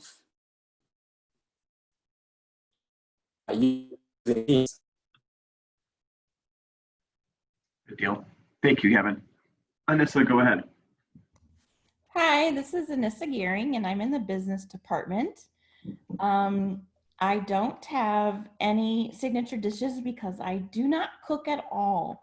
My husband does all the cooking, and I clean up after him. So that's our deal. So, but I will say his signature dish is spaghetti with a really great sauce, and I could probably eat that every single day of the year. It's that good. But yeah, I don't cook, so that's a tough one for me. Eggs, maybe, I don't know. Well, congratulations on that contract that you've worked out. That sounds pretty good. Andrea, go ahead. Hi, I'm Andrea from the physical therapy department.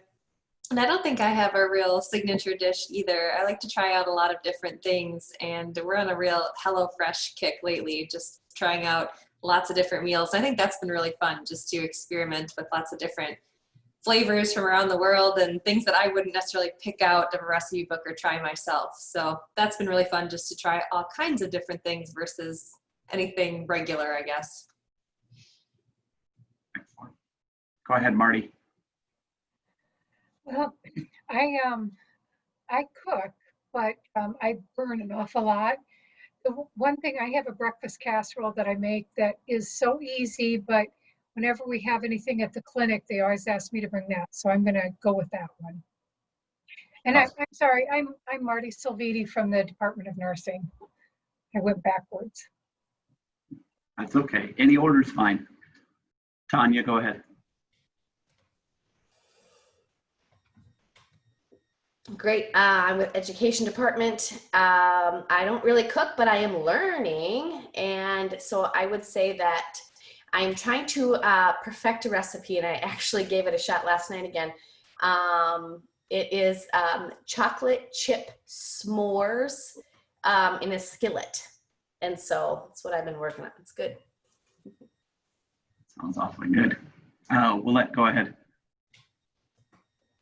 Hey everyone, I am Willette Capers. This is the Dean of Students for Diversity, Equity, and Inclusion here.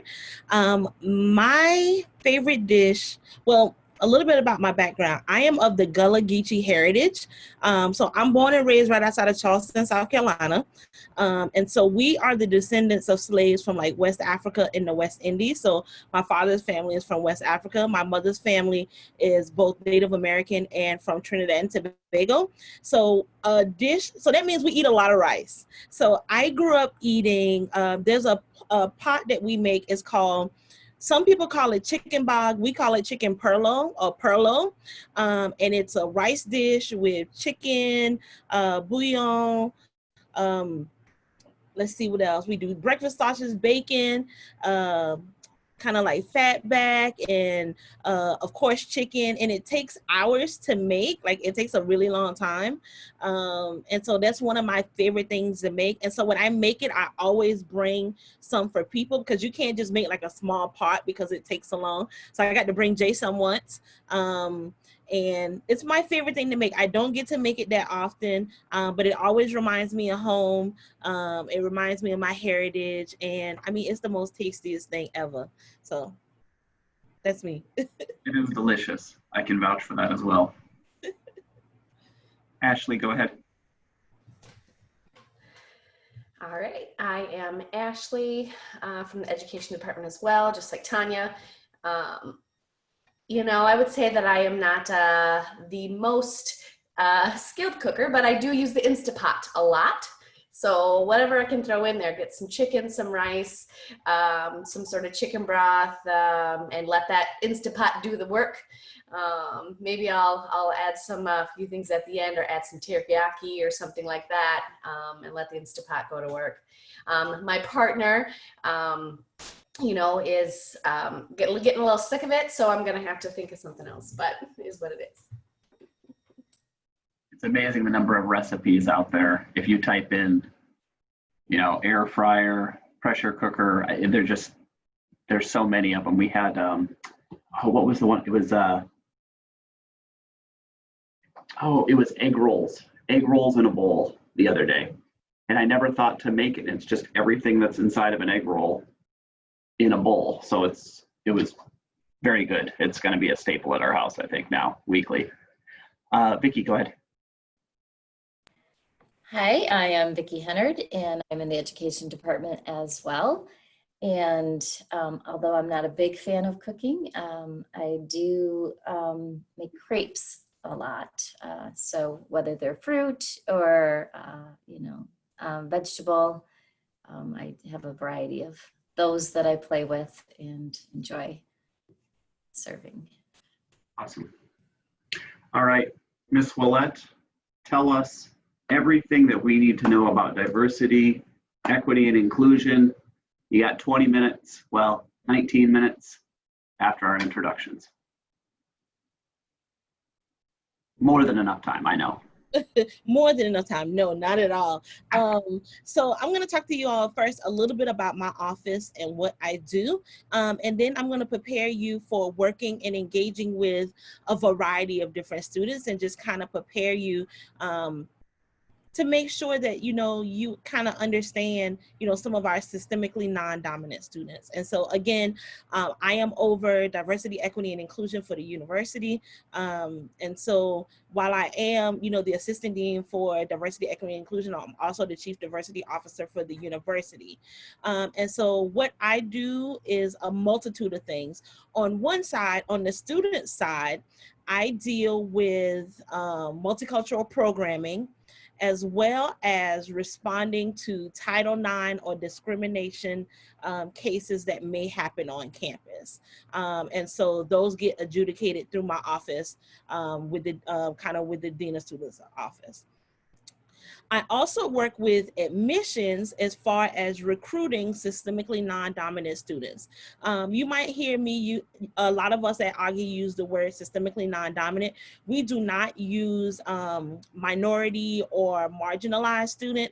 Like, what we like to do is name it for what it is. There's a reason these groups are systemically non-dominant, because there are systems in play that continue to make these groups systemically non-dominant. So for us at Augie, the groups that we classify as systemically non-dominant are students of color, Native, First American, First Nation, Asian American, immigrant, undocumented, LGBTQIAS plus 2S, differently abled, learning differences. We consider all of that to be systemically non-dominant, because like I say, there are systems in place that are cause these groups to continue to be oppressed in our society. And so we want to, put it out there and say that that is why, offices like mine exist in this society.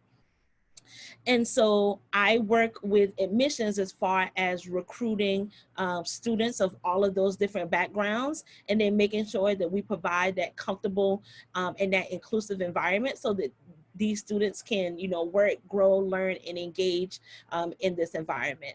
And then the third part of my job is also working with Jay, Colin, and Mitch to make sure that we're also recruiting faculty of these different backgrounds. Again, so faculty of color, Black, Latinx, Hispanic, LGBTQIAS plus 2S, differently abled, learning differences, First Nation. So all of the different backgrounds that we want our students to represent, we want our faculty and staff to represent the exact same thing. So that's a little bit of what I do, and a little bit about what happens here. So I have a PowerPoint, but I won't.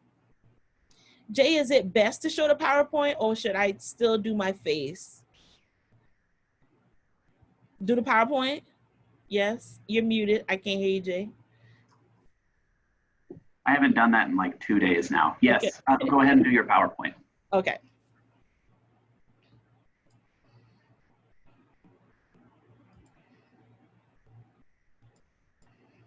All right, so I am going to talk to you all about supporting systemically non-dominant students. And so one of the things while you are here at Augie, you're going to realize that we talk a lot about our land acknowledgement. And there's a reason why we do our land acknowledgement. It's because we know and we understand that Augustana is on stolen land. So here's an example of our land acknowledgement. You're also going to see a lot of other faculty members that actually put this on their course syllabus. So if you want it, Jay actually has a copy of it, and he can be able to send it to you so that you can put it on your syllabus. So Augustana University is located on the ancestral territory of the Seven Council Fires, which is an alliance that is consistent of the Santee, Yankton, and Teton Lakota. They are commonly known as the Sioux by non-native people. The 7 tribes now occupy 9 different reservations in South Dakota. Excuse me, the 9 reservations are the Cheyenne River Sioux Tribe, the Crow Creek Sioux Tribe, the Flandre Santee Sioux Tribe, the Lower Brule Sioux Tribe, the Ogala Sioux Tribe, the Rosebud Sioux Tribe, the Sistan-Wapta Oyata Sioux Tribe, the Standing Rock Sioux Tribe, and the Yankton Sioux Tribe. Augustana University honors and respects the diverse indigenous people connected to the territory on which we gather. Again, anytime we do and start any major event on this campus, you're going to hear us doing that land acknowledgement. So you hear me talking a little bit earlier about systemically non-dominant folks. And the reason why, like I said earlier, we use this because we want to give power to the reasons why these groups are systemically non-dominant. And because, you know, we understand that there's systems at play. Racism is a system. It is a social construct and it is a system.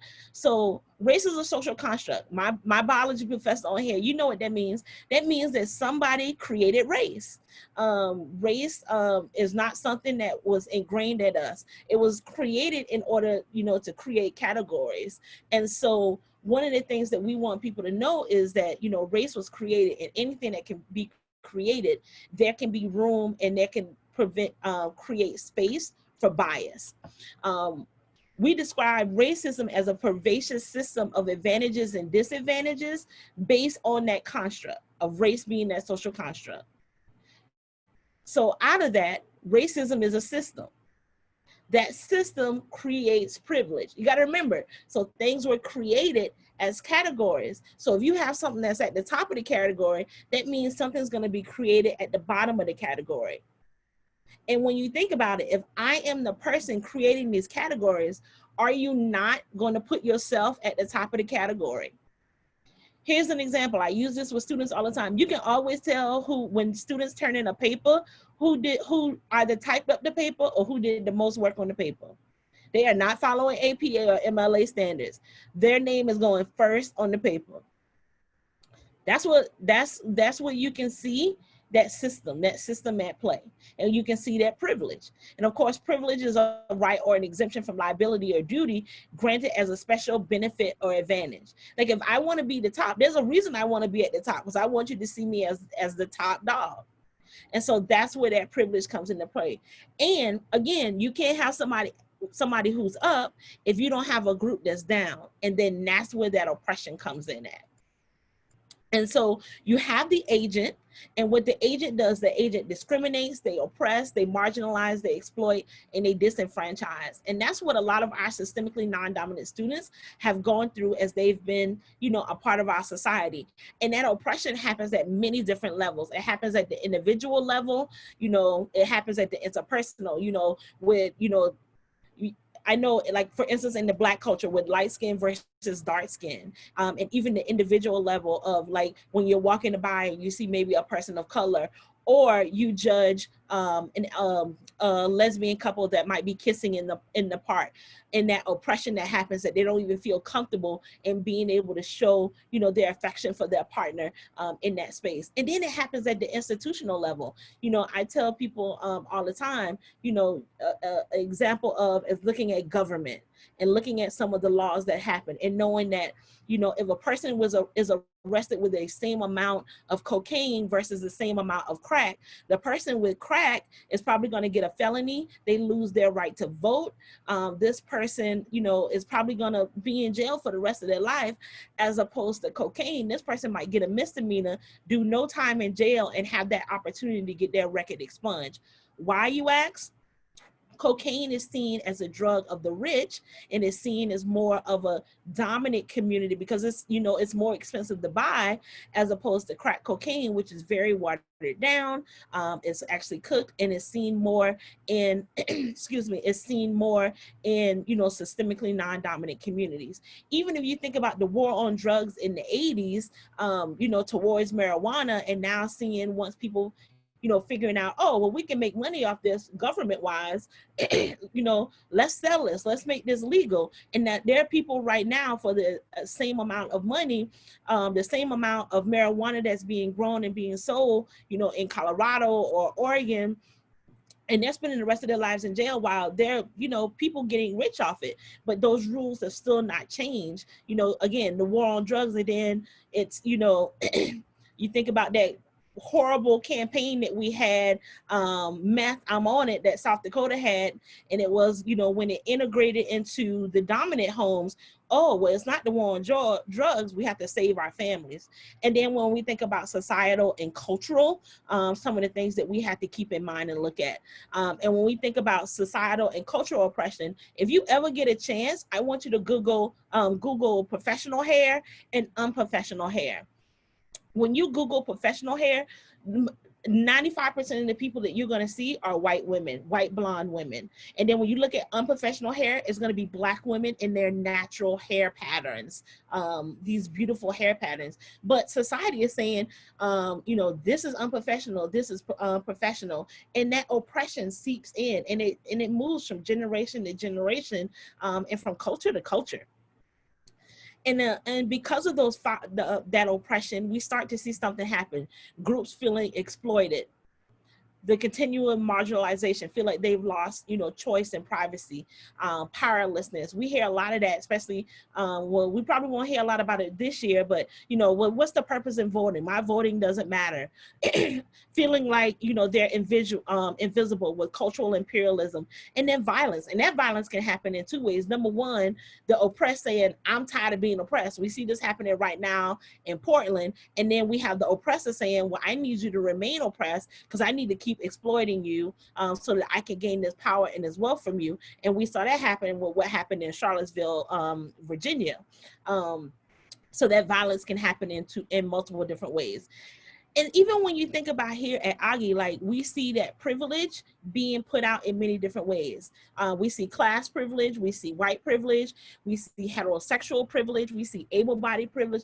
I tell people all the time, if a student uses, or even a faculty and staff member, or just a community member wanting to come and visit the president's office and they utilize a wheelchair, they can't even go to the president's office because there's not an elevator, there's steps to go down to even get into the building. And so that can make things, you know, that shows that level of privilege. There's also privilege in religious privilege. You know, we are a Lutheran school, and we also follow the Christian holidays. What about that Muslim student that wants to, you know, when there's a holiday, when we have class, that they can't take off and they got to take that test? And then, of course, citizenship privilege, and knowing that, you know, Augustana, we have undocumented students here. We don't say who they are, and those of us that need to know who they are. But in understanding that those students have no rights to, outside of scholarship dollars, to, you know, money to be able to pay for their education. And so there's so many levels of privilege that we can find here. And because of that, a lot of you know about Maslow's hierarchy of need. You know, if you have a student who's, you know, coming from that privileged area and you're having discussions and you're having dialogue, you know, that student can probably, some of those students of privilege can be at self-actualization. But if you are a student, not just you know, if you are a systemically non-dominant student in a dominant community, you know, you're worrying about your safety. Like, oh, can I go out late at night to even walk my dog? Am I going to be safe? Is somebody going to yell something at me? So one of the things as faculty members you need to keep in mind is that your students are going to be everybody meeting you at different levels, and it's important to pay attention to those levels and to at least, you know, be open about it and knowing that, you know what, I can't worry about my creativity, especially as a person of color who, you know, we come from a fixed mindset as opposed to somebody who's been taught that growth mindset. Because when I've done growth mindset, you know, I've kind of gotten that slap on the hand saying, get back in your place. So when in the college setting, when we're encouraging that growth mindset, I'm gonna be a little bit more hesitant in the beginning to do a little bit of that, because society for so long have been telling me you can't have that growth mindset. And so just to know a little bit about sometimes how some of our first year systemically non-dominant students can feel when they come in. Carrie Carroll, she's no longer here, but we had the opportunity to do a qualitative study with our systemically non-dominant students. And a lot of them told us when they were their first semester here at Augie, they felt alienated. They felt like a sense of mistrust because they felt like, oh, I have to speak for all Black people, or I have to speak for all gay people when we're in class. And so they talked about, you know, feeling like they lose a little bit of who they are, their culture, and some of them felt, you know, really powerless, like does their voice matter? And so we wanted to offer you with some activities and some things that you can do so that you can help these students to feel more connected to the community, so that they understand this is their just as much their community as anybody else. So making sure that the environment is inclusive, like looking at, you know, the literature that you're using, the researchers that you're using, the books that you're using. No one wants to see the same faces over and over and over again. Look at other voices, look for other perspectives, because some of these students are gonna see things in different ways. And sometimes you just wanna see yourself in the curriculum that you're learning. Even if you're, you know, talking about, you know, math theorists, there are theorists of color, there are First Nation theorists. And so making sure that students can see themselves represented in the work that you're presenting in the class, making sure that you're engaging them. One of the things that, you know, we talk about and do is critical race theory. And so making sure that you have the opportunity for counter storytelling. So people learn more from learning from their experiences and the experiences of other people, and making sure that you're providing an area for multi-tiered networking. So learning about you, having the opportunity to network with the institution, and then being an advocate. Like when you see policies and procedures happening on campus, within your department, within your organization, making sure that you are being the voice and paying attention. Okay, well, I know I have a student who shared this about me, or I've, you know, observed. And so if you have a policy or procedure that's happening within your department, within your division, or something that you see, say, hey, you know what, I need to advocate for my student, and this is not going to help them to be as successful at the institution as we're saying that we want them to be while they matriculate here. So just a couple of things to keep in mind. My office is a resource. You know, shoot me an email. I'm here. I always tell people it's always easier to email me than to call me, because I'm running all over the place. But it's easy for me to just check my email. Bring me into your classrooms if you want me to, or Zoom me in if you want me to, you know, join a topic.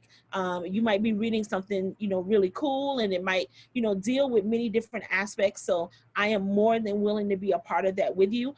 Also, we offer our diversity advocacy certification program, and it's 10 courses that you have the opportunity to take.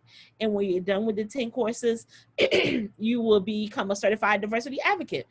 So you'll see an email about that later today. And that's all I got.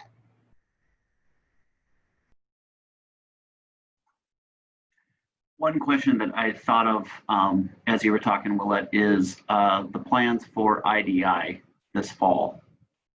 Is it going to be both student and faculty that will be taking it, or are you going to focus primarily on students right now?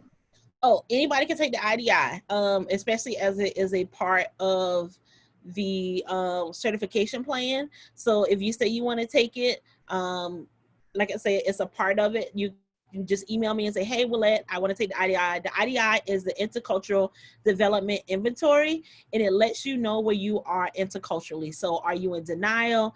Are you in defense? Are you in minimization? are you in acceptance or are you in adaptation? Milton Bennett is the theorist who created it. And Milton Bennett worked with Hammer to create the assessment piece, but it lets you know interculturally where you are on the continuum, and then it gives you an action plan so that you can continue to move along the continuum, because we want to get everybody into adaptation, i.e. meaning being able to adapt to many different cultures and have that good ebbs and flows as you get to know your students who come from many different walks of life. So just going from there. So I will, again, give a full throated support message, both for this type of work. The advocacy certification is wonderful. I feel like I know a decent amount, but every time I attend a class, I learn some history, some context that I did not have, and I wish I had years ago. And then the other portion is the IDI, was a real eye-opener for me. So, very much appreciate your work. Any questions from the new faculty for Willette before she has to go talk to some more students? Willette, I have a quick question for you. You said that you would be willing to come into a class. Are there other resources that, because I teach human relations, so are there other resources or a place to access resources that I might use with my students? Yeah, well, first of all, I'm gonna show my little, so I have a huge library right here of a lot of books and articles that I've been building up. Sometimes I partner with the library to like showcase a book, or anytime we're doing a book read, I make sure that the bookstore has several of them in that area, so that people can come and pick up. We're also in the process, we're developing like this huge toolkit that is actually going on my website on argy.edu/diversity. It has not gone live yet. Hopefully by the end of September, but it'll be resources, books, all of these different things. Now, if you're having conversations right now with anything in regards to what's been happening with the racial pandemic in the country, I can put a resource link in the chat with probably like 150 resources to guide some of these conversations that you're probably having right now. So let me see if I can pull that up, and then we can go from there. But yeah, I have that a lot would of be great. So then you made me think of another question in terms of course content. Sometimes, we use books around diversity. And so do you have, some better recommendations than others? We are talking schools, and so that's kind of that microcosm of our society. So I want to make sure that I'm utilizing probably, optimal resources in that manner. Yes. Yeah, am I muted? Am I not muted? Okay, no, I'm not muted. Yes, I do have, if you tell me the subject that you are thinking about, I probably have a recommendation for it if it deals with diversity or anything dealing where you might think coming from critical race theory, intersectionality, bias, even from working intergenerationally. Yeah, you let me know and I probably can recommend something, the subject. Let's see here. I think I've got 3 books over the summer that I got off of Willette and/or were recommendations.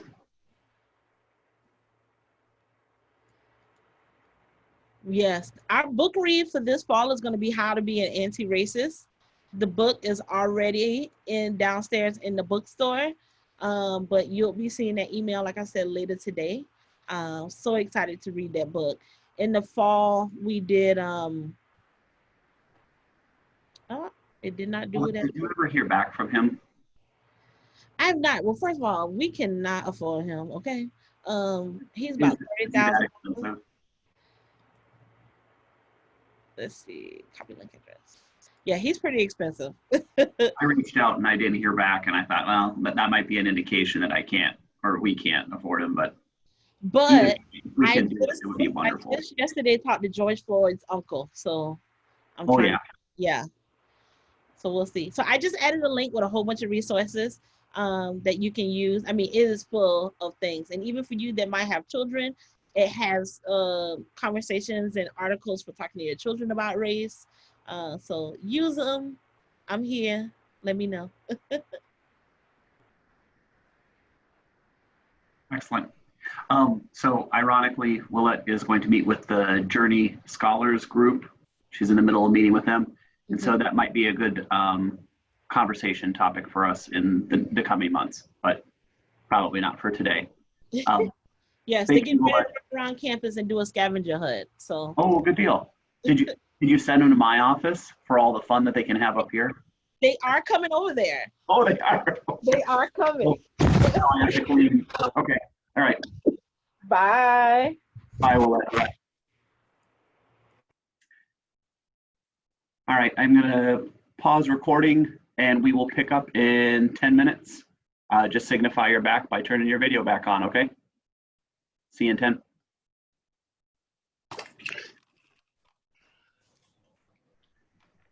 Welcome to the last session for the day, and then your Friday will really begin. Your weekend will really begin.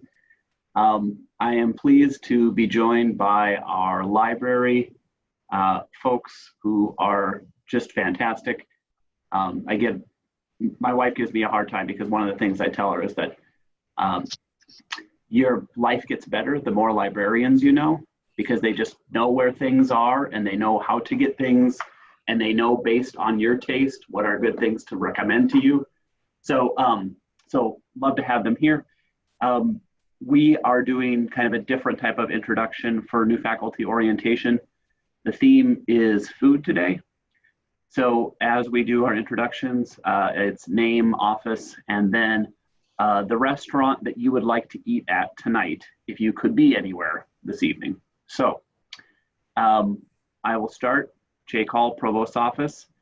And about 9 years ago, I was in Boston for a conference, and we had just finished touring MIT. And we went to Little Italy, and we went to a place, I believe it was called Maggiano's. And I had the best Italian that I've had in a long time. My feet were killing me. It was just perfectly timed. It was a wonderful evening. There was some wine. I won't tell you how much. It was very good. So that's where I would like to be tonight, if given the option, but I don't have that option. Lisa, why don't you go first? We'll go around the horn. Hello, my name is Lisa Bernick, and I'm the public services librarian. And what restaurant would I want to be at? Probably an Indian restaurant that I went to last January this year in Philadelphia when I was there for a conference, and it was amazingly wonderful Indian food. And they gave us little samples of all this different stuff before we had our order. So I was already really full by the time we actually ordered food, but it was really, really good. Thank you. Ronell, you're up. I'm Ronell Thompson. I'm the director of the Augie Library. And a number of years ago, we were in Saratoga Springs and we went to a lovely little restaurant. I think it's called the Stonehouse Inn, that had wonderful food and better ambiance and great beer on tap. And so it would be a fun place to be on a night like tonight. Awesome. Go ahead, Vicki. Oops, okay, there we go. Hi, I'm Vicki Hennard. I'm in the education department. And if I could be at a restaurant tonight, it would be at the Weather Vane back in Charlevoix, which sits on the lake. And I guess I'm having a little bit of a missing of my lake time. Understandable. Quite all right. Anissa, go ahead. Hi, this is Anissa Gearing, and I'm in the business department. I think the restaurant I'm missing most right now is a deli I went to in it was in New York City, and they had the best bagels and lox, and I could just go for that for dinner right. I could go for it now, but I would love that for dinner right now. All right, Craig, you're up. I'm Craig Johnson, the media librarian here at Augustana.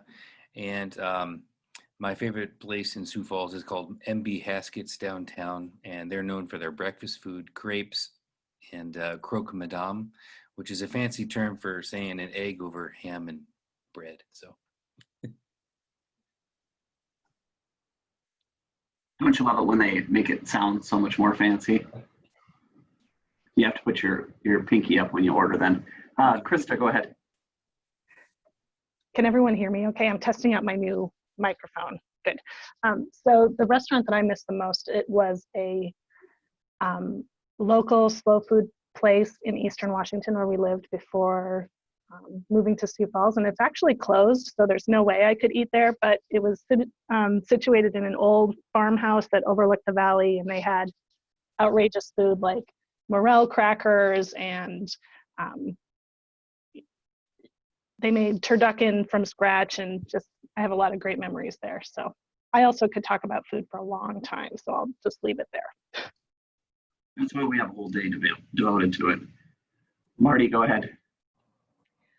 Well, I'm thinking about it, I guess almost more than the food, it's kind of who you're with. So I'm just thinking about different places, and Salt Lake City has an Indian place, or actually it's not quite Indian, Kathmandu. And my son brought us there, and it was fabulous food, and it was wonderful company, and I would so love to be back out there for a few days. Oh, again, I forget the first part. I'm Marty Silviti. I'm with the Department of Nursing.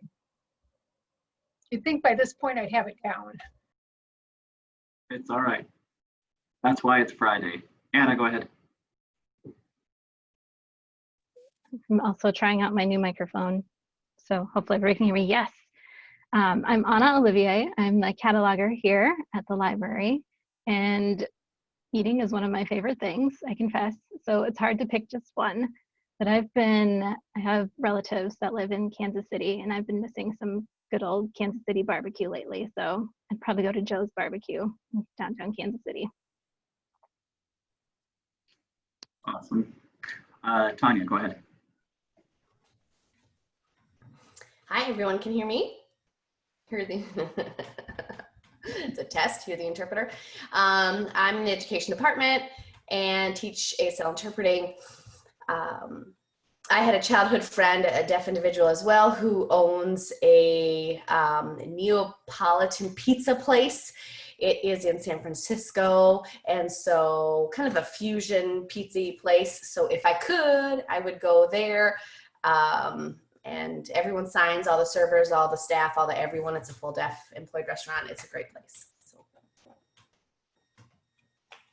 So we probably should have split it into like kind of ambience and the food, because it seems like there's a separation sometimes, and sometimes it's both.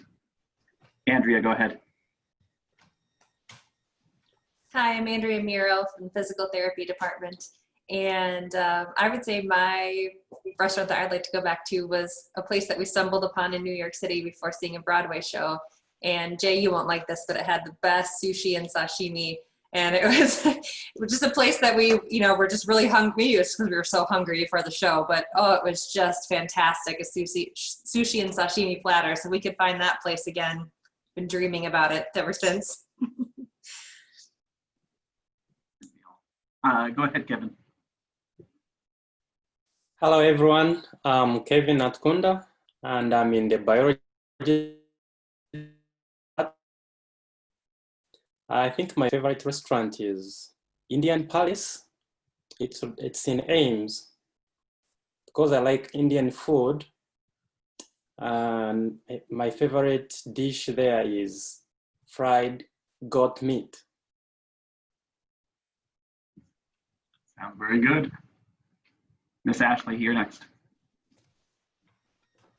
Hi, I am Ashley from the education department, same as Tanya, teaching ASL interpreting. Just relocated a month ago from Milwaukee, Wisconsin. And so, of course, Wisconsin and their good restaurants. There's one that I probably would go back to tonight, would be Milwaukee Burger Company.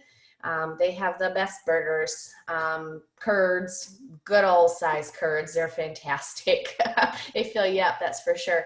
So cheese curds, I've been having a craving for those lately. They may not be as good, but the farmer's market near the Falls Park does have cheese curds on a regular basis. So I can't say that they will live up to your expectations, but it may be a place for you to get some. I'll have to check that out. Ms. Ronell, how would you like to introduce them to the library? Well, we are going to swing around. Everybody has something to just share with all of you. So, and mine's the short part, because if we were in a normal year, we would be physically in the library together. And my special job has always been doing the tour of the library. And the joke over the years has become whether or not the new faculty can keep up. So I would invite any of you who are on campus and would like a private tour of the library to just contact me, and I'd be happy to do that with you, masked up, of course, and 6 feet apart. So a couple of things. The Augie Library prides itself on service. So we interpret that as broadly as possible. Our job as we see it is to respond to the questions that come to us and to try and help you find what it is you need and what your students need as well. Particularly since as we try and remind the faculty and others occasionally that we are here providing services after everybody goes home. So that's one of the things that's for us, we're open 7 days a week and we're open into the evening. We have modified our hours just a little bit going into this new year with an eye towards being able to sustain our hours depending on what happens. But even then, we're open until 10 o'clock at night, 5 days a week, and we open at 7:30 in the morning. We are a place where students come for printing, and we're also one of those places that students come when they need somebody to just help troubleshoot and others are not around. So just as a kind of an overview. We have traditionally been open to the community. Again, because of COVID, we at this point are only open to the Augustana and Sioux Falls Seminary communities. We do provide library services for the seminary. And so at this point, we have signage that just says that we don't have easy ways to keep people out, and it's really counterintuitive for all of us. And so we're just trying to use the signage at this point to control that traffic until we see where things land. The one thing that's unique about the Augie Library that I get to share is the fact that we have a friends group called the Augustana Library Associates. And we do 3 events a year. We host an author in the fall. We do something called A Winter's Tale at the end of interim. And it's an afternoon of music and readings. We invite people from the community. And then in the spring, we do the best book sale ever. And this year, if we're allowed, if it works out for us to do it, it will be double wonderful because we weren't able to do it in the spring. And so we have a rather large inventory to share. The hardbacks are $1 and the soft covers are 50 cents. We wouldn't do it except the students absolutely love it. And so there isn't anything really quite as amazing as to watch our students walk away with stacks of books and tickle and twinkles in their eyes and change from their $5 bill. The other thing Library Associates did, and so I'm hoping you all have received yours. If you've been on campus, you probably found it in your mailbox. I'm thinking that, Andrea, maybe we'll have to mail yours. But anyway, the Library Associates funds paid for gaiters with Mickelson Library branding on them. So yes, anyway, so yes, one more face covering for your collection while we all figure out things that work for us to be able to try and keep each other safe in the days and weeks and months ahead. So Krista, you're up. Okay, my title is Access Services Librarian. And what that means that I primarily worry about the areas of circulation in the library, like how to check out our items and access things in our collection, our interlibrary loan, which I'll talk a little bit more about. And then I have a special project that I'm working on, growing our knowledge and adoption and production of open educational resources. So if that's something that you have some interest in, please reach out and I'd be happy to talk more with you about what's available and what we could help you find that would help lower the costs for your students for the materials for your course. But when you visit the library, if you find something, a physical book or a DVD in our collection that you'd like to check out, you'll use your regular staff ID card, and we use the barcode that's on the back. We don't do any swiping with your library card, but if you bring this with you, that's the fastest and safest way for us to access your account and make sure that items get checked out to you. Most of the books in our collection check out to faculty for roughly the semester, and they'll automatically renew. We'll send you an overdue notice to let you know that we're doing that, but in most cases, you should have all the time that you need with books from our collection. We also have some reciprocal borrowing agreements with other libraries in Sioux Falls. I would say that many libraries like us are inviting fewer visitors into their space. So if there is something that we don't have that you would like to have, the best way to get it is to just let us know what you're looking for, and we will bring it to our library for you. So whether that be using the courier that moves things around town or utilizing interlibrary loan so that we can borrow something from libraries that might be further away, all of those services don't carry any extra cost for you. Our interlibrary loan supervisor, Becky, loves her job, is very good at it, and delights in the challenge of finding interlibrary loans and helping put them in the hands of faculty and students. So please, please do not hesitate to utilize that service. If Becky were in my door, she would say, tell them I really want them to. She's serious.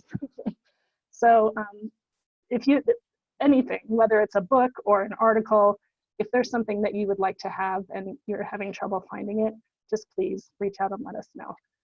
We also have a service where if you check out something from the library, whether it's something from our collection or we get it through interlibrary loan, we'll deliver it to your academic building for you. That's called MIC Express. And our default is to just bring the items to you instead of keeping them on our shelf. So that's for your convenience, and also at this moment is a little bit safer, I suppose. There is no additional cost for interlibrary loan, except on the very rare occasion there are articles that want to charge us to get them for you, and we always let you know that first before we place the order so that there aren't any surprises. Another part of the library services that we offer that I oversee are our reserves. We have some reserves, physical reserves here in the library. We can put books or DVDs on the shelf behind the desk for students to access for your course. And we can also support you with electronic reserves or embedding electronic library materials like articles or ebooks or similar into your courses as they're online.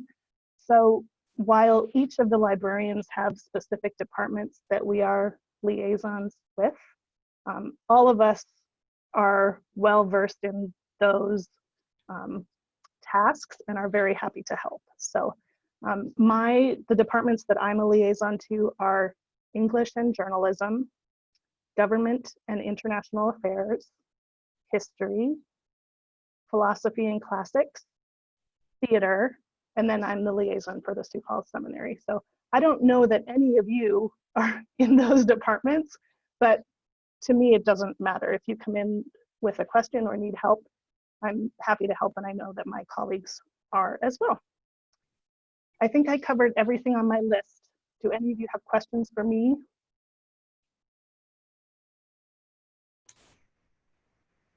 Craig, you're up. All right. Craig Johnson, I'm the media librarian. I think I already said that once, but I get to handle media requests. So if you need like a video or a movie for your class, we have a fairly large and growing DVD collection, Blu-ray collection, and we have some streaming services that we use for video. Films on Demand is a one we use right now for educational content. If you need something, email me and I can find it for you. If I can't find it for you, we'll find some other option for you. So if you do need a DVD, we can deliver it through Make Express, or we can put it on our shelf for reserves if you want that on reserve for your class. We also have a lot of cameras and tripods and audio recorders, MP3 recorders. If you need one of those, you can check out in the Media Services Department, which is my area downstairs in the library. This semester, we're going to be closed in the Media Services area, but you can come to our front door and request equipment or email me at craig.johnson@augie.edu. We can also deliver camcorders, tripods, and other audio equipment that you might need to your building. If you want to record a lecture, I know all the buildings and the classrooms now have cameras though, so we're getting a step ahead of everyone now. We do have a media lab downstairs in the library where you can edit videos and photos.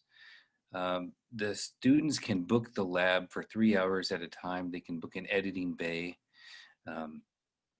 So you can also, there's also an ASL phone in the media lab, some microfilm readers and some other equipment down there. We have a studio in there that is a green screen studio that we're turning into a one-button studio that will be easy to make videos, and look for that coming soon. We do poster printing in media services here. So I know there's a lot of science departments that the students create posters and print them out. We do them all down here.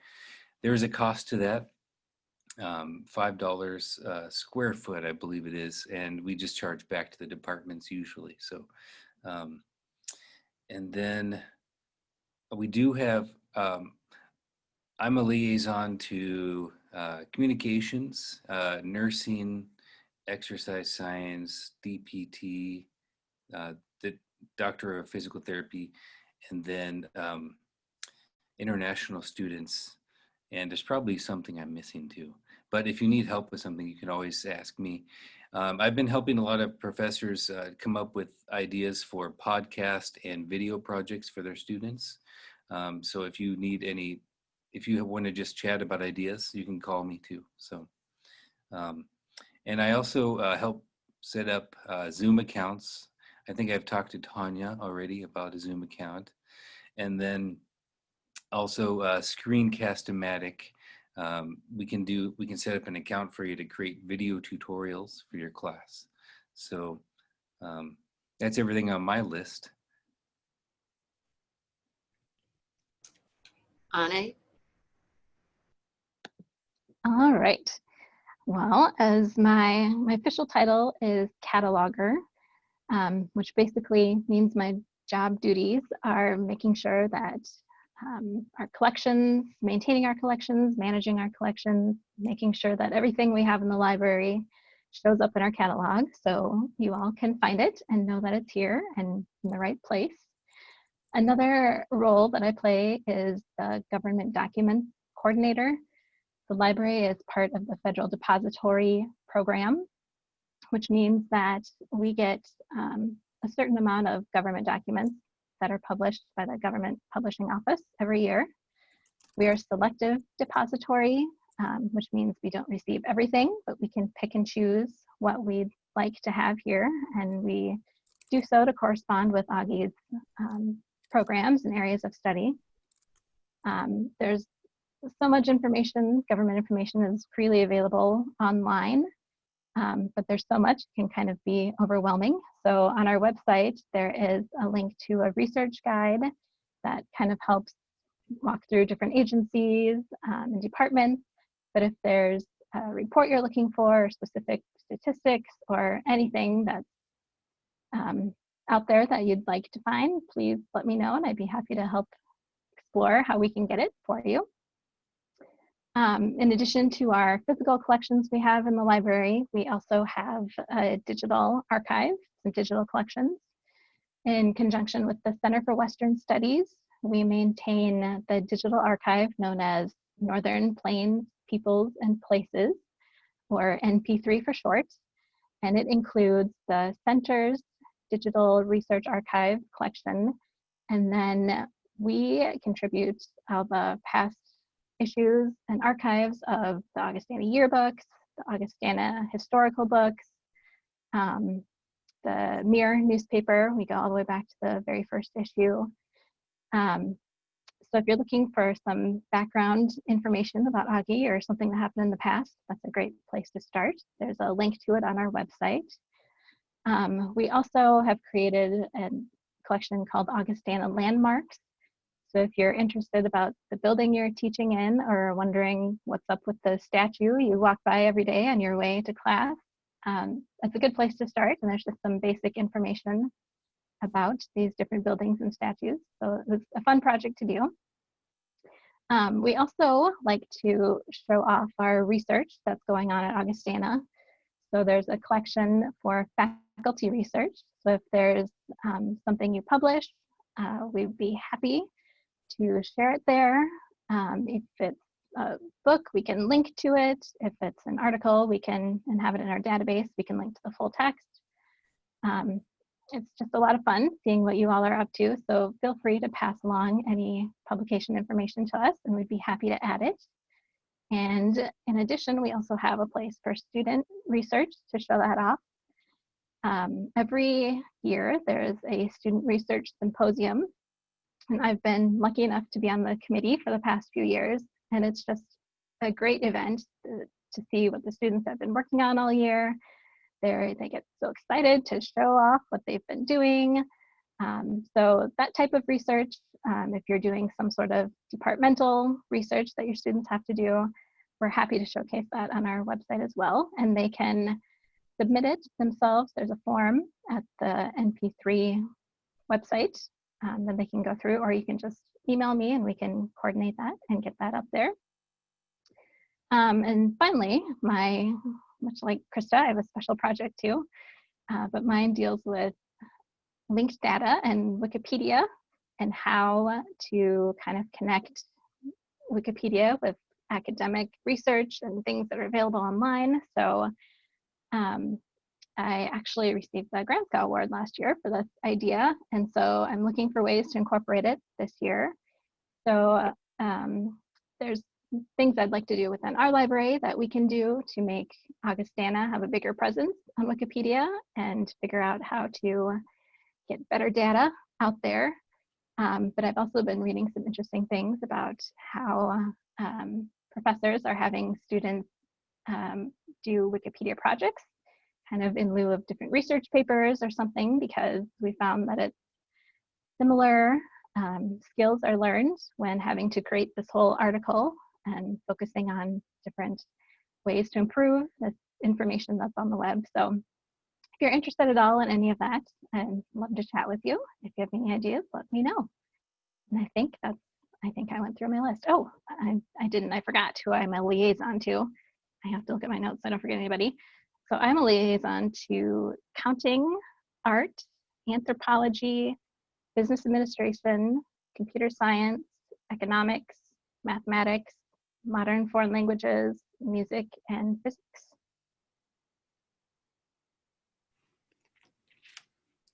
Excellent. All right.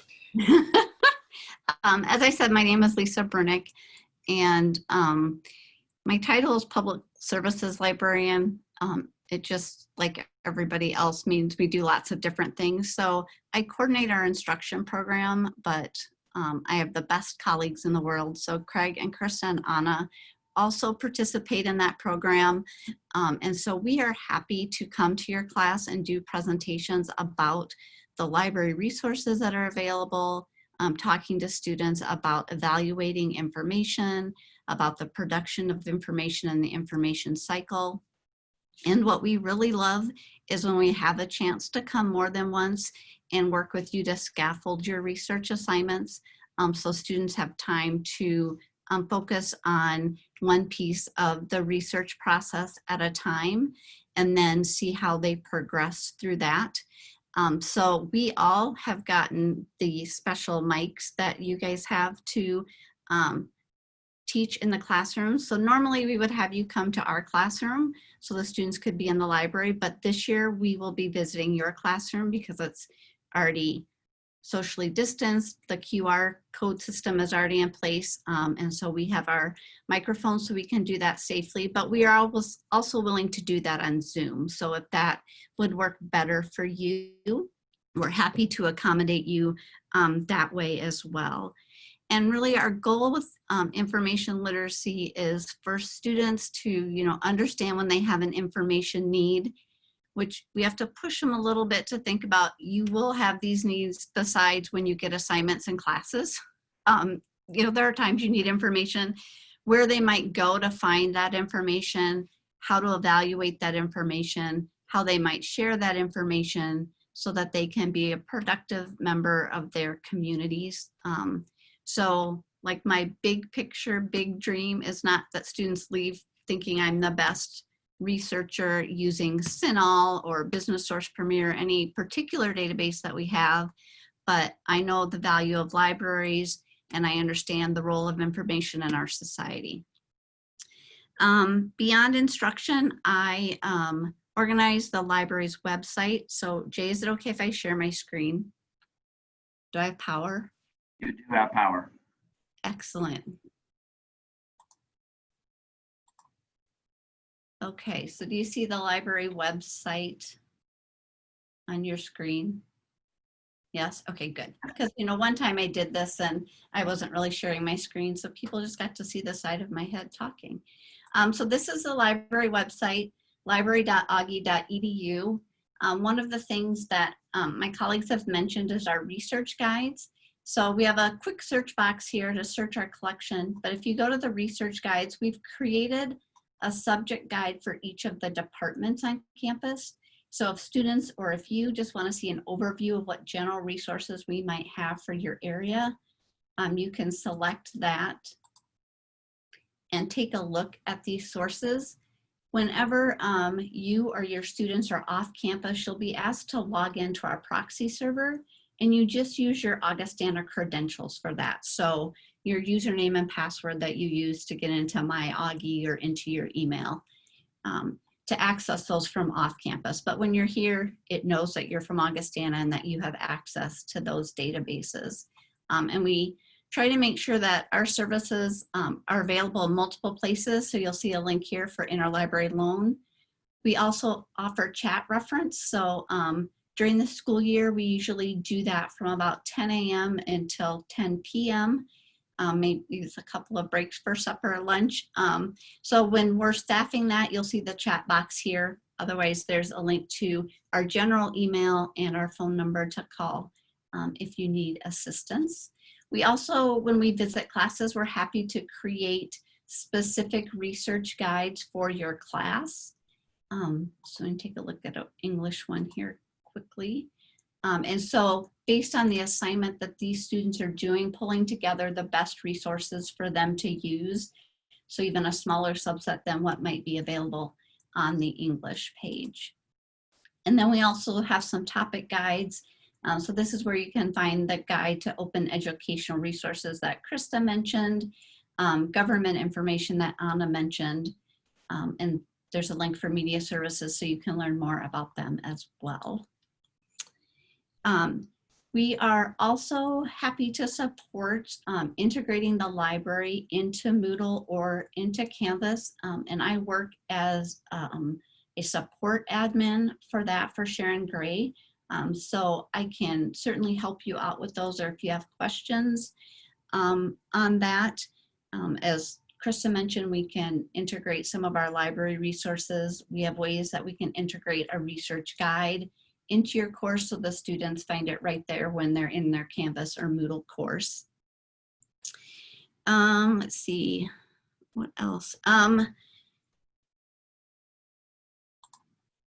One of the things we instituted when we did the pivot to online and that we're leaving up is book research help. So if students want to set up a specific time to meet with us, either in person at our plexiglass safe reference area or on Zoom, they can book appointments with us, just trying to make access to the librarians more readily available and accessible to the students. I am the liaison to education and the Masters in Education program. And I also sometimes teach a course in the summer in the Master's program, liaison to psychology, sociology, biology, chemistry, and genetic counseling. So those are the areas. And then the one thing that I will put in the chat here quick is the library subscribes to the digital New York Times. The New York Times is in several of our databases, but this allows you to create an account so that you can read things on the New York Times website without running into that 5 article per month limit that you have if you don't have a subscription. So I'm going to put that URL in there. The only caveat is that you have to be on campus to create that account. So if you're not going to be on campus, if you email me and let me know, I can set it up with just a basic, you know, Augie123 password that you can then change when the account's set up, and then you'll be able to have it. And I did that when we pivoted last year. We did that for students in the spring when faculty wanted them to be able to read things in the New York Times. We just got their emails and created those for them because we were here and they were at home, and then they were able to use it. The Chronicle for Higher Education, we have a 1 user license to, and so we can share the username and password for that, but we don't have the same multi-user access like we do with the New York Times. And I don't know if one of my colleagues, if you guys know, I don't remember the password off the top of my head, if you want to put it in the chat. And so we subscribe to over, 100 resources, and we partner with area libraries so that we can get the best bang for a buck to get those resources. And it also helps with some continuity. So when students are coming in, there are things that are available statewide in South Dakota and North Dakota and Minnesota, and we have those as well. So when students come, there are some things that might look familiar to them. And I should mention that the first year students will go through FYS 110 this fall. So you may have heard some information about first year seminar. And so the library also has a place in first year seminar. So we visit each of those classes. We're revising what we usually do. We used to have a 2-semester course that students would take, but we're pulling back to just 1 semester right now. And so, but we go over some basics of searching and evaluating information and get them used to the library website and a little interested in the library building as well and the services that we provide. So they will have had that as they're coming into your classes after their fall semester of their freshman year. So I think that's everything on my list that I have written down. So if you guys have other questions, we would be happy to answer them. For interlibrary loan articles, I would say, I don't know, I would say 3 to 5 days. I think Becky would probably say 3 tops, but it's really quick. She has great relationships with libraries all over the United States, and they email the PDF to her, and then she just forwards it to your email. So books will take a little bit longer because we rely on the laws of physics, and so they have to be physically shipped here. If we go through, if we can get it through one of our partner libraries and use the courier, they usually arrive faster than when we have to send them through the mail, which may be even more true now than ever. So, but she does her best to get them as fast as possible. We were one of the few libraries, I think, it seemed like, that continued doing interlibrary loan throughout the months of the pandemic. And as Becky said, I'm a little stubborn about things like that. So she was, what we loan to people to other libraries and what we borrow would normally have been pretty balanced. But during those months of pandemic, we were filling requests for other libraries at a much higher rate than would have been normal because we were one of the schools that continued to provide interlibrary loan support. Do you have questions for us? Brain dead? I didn't say that. Just enough?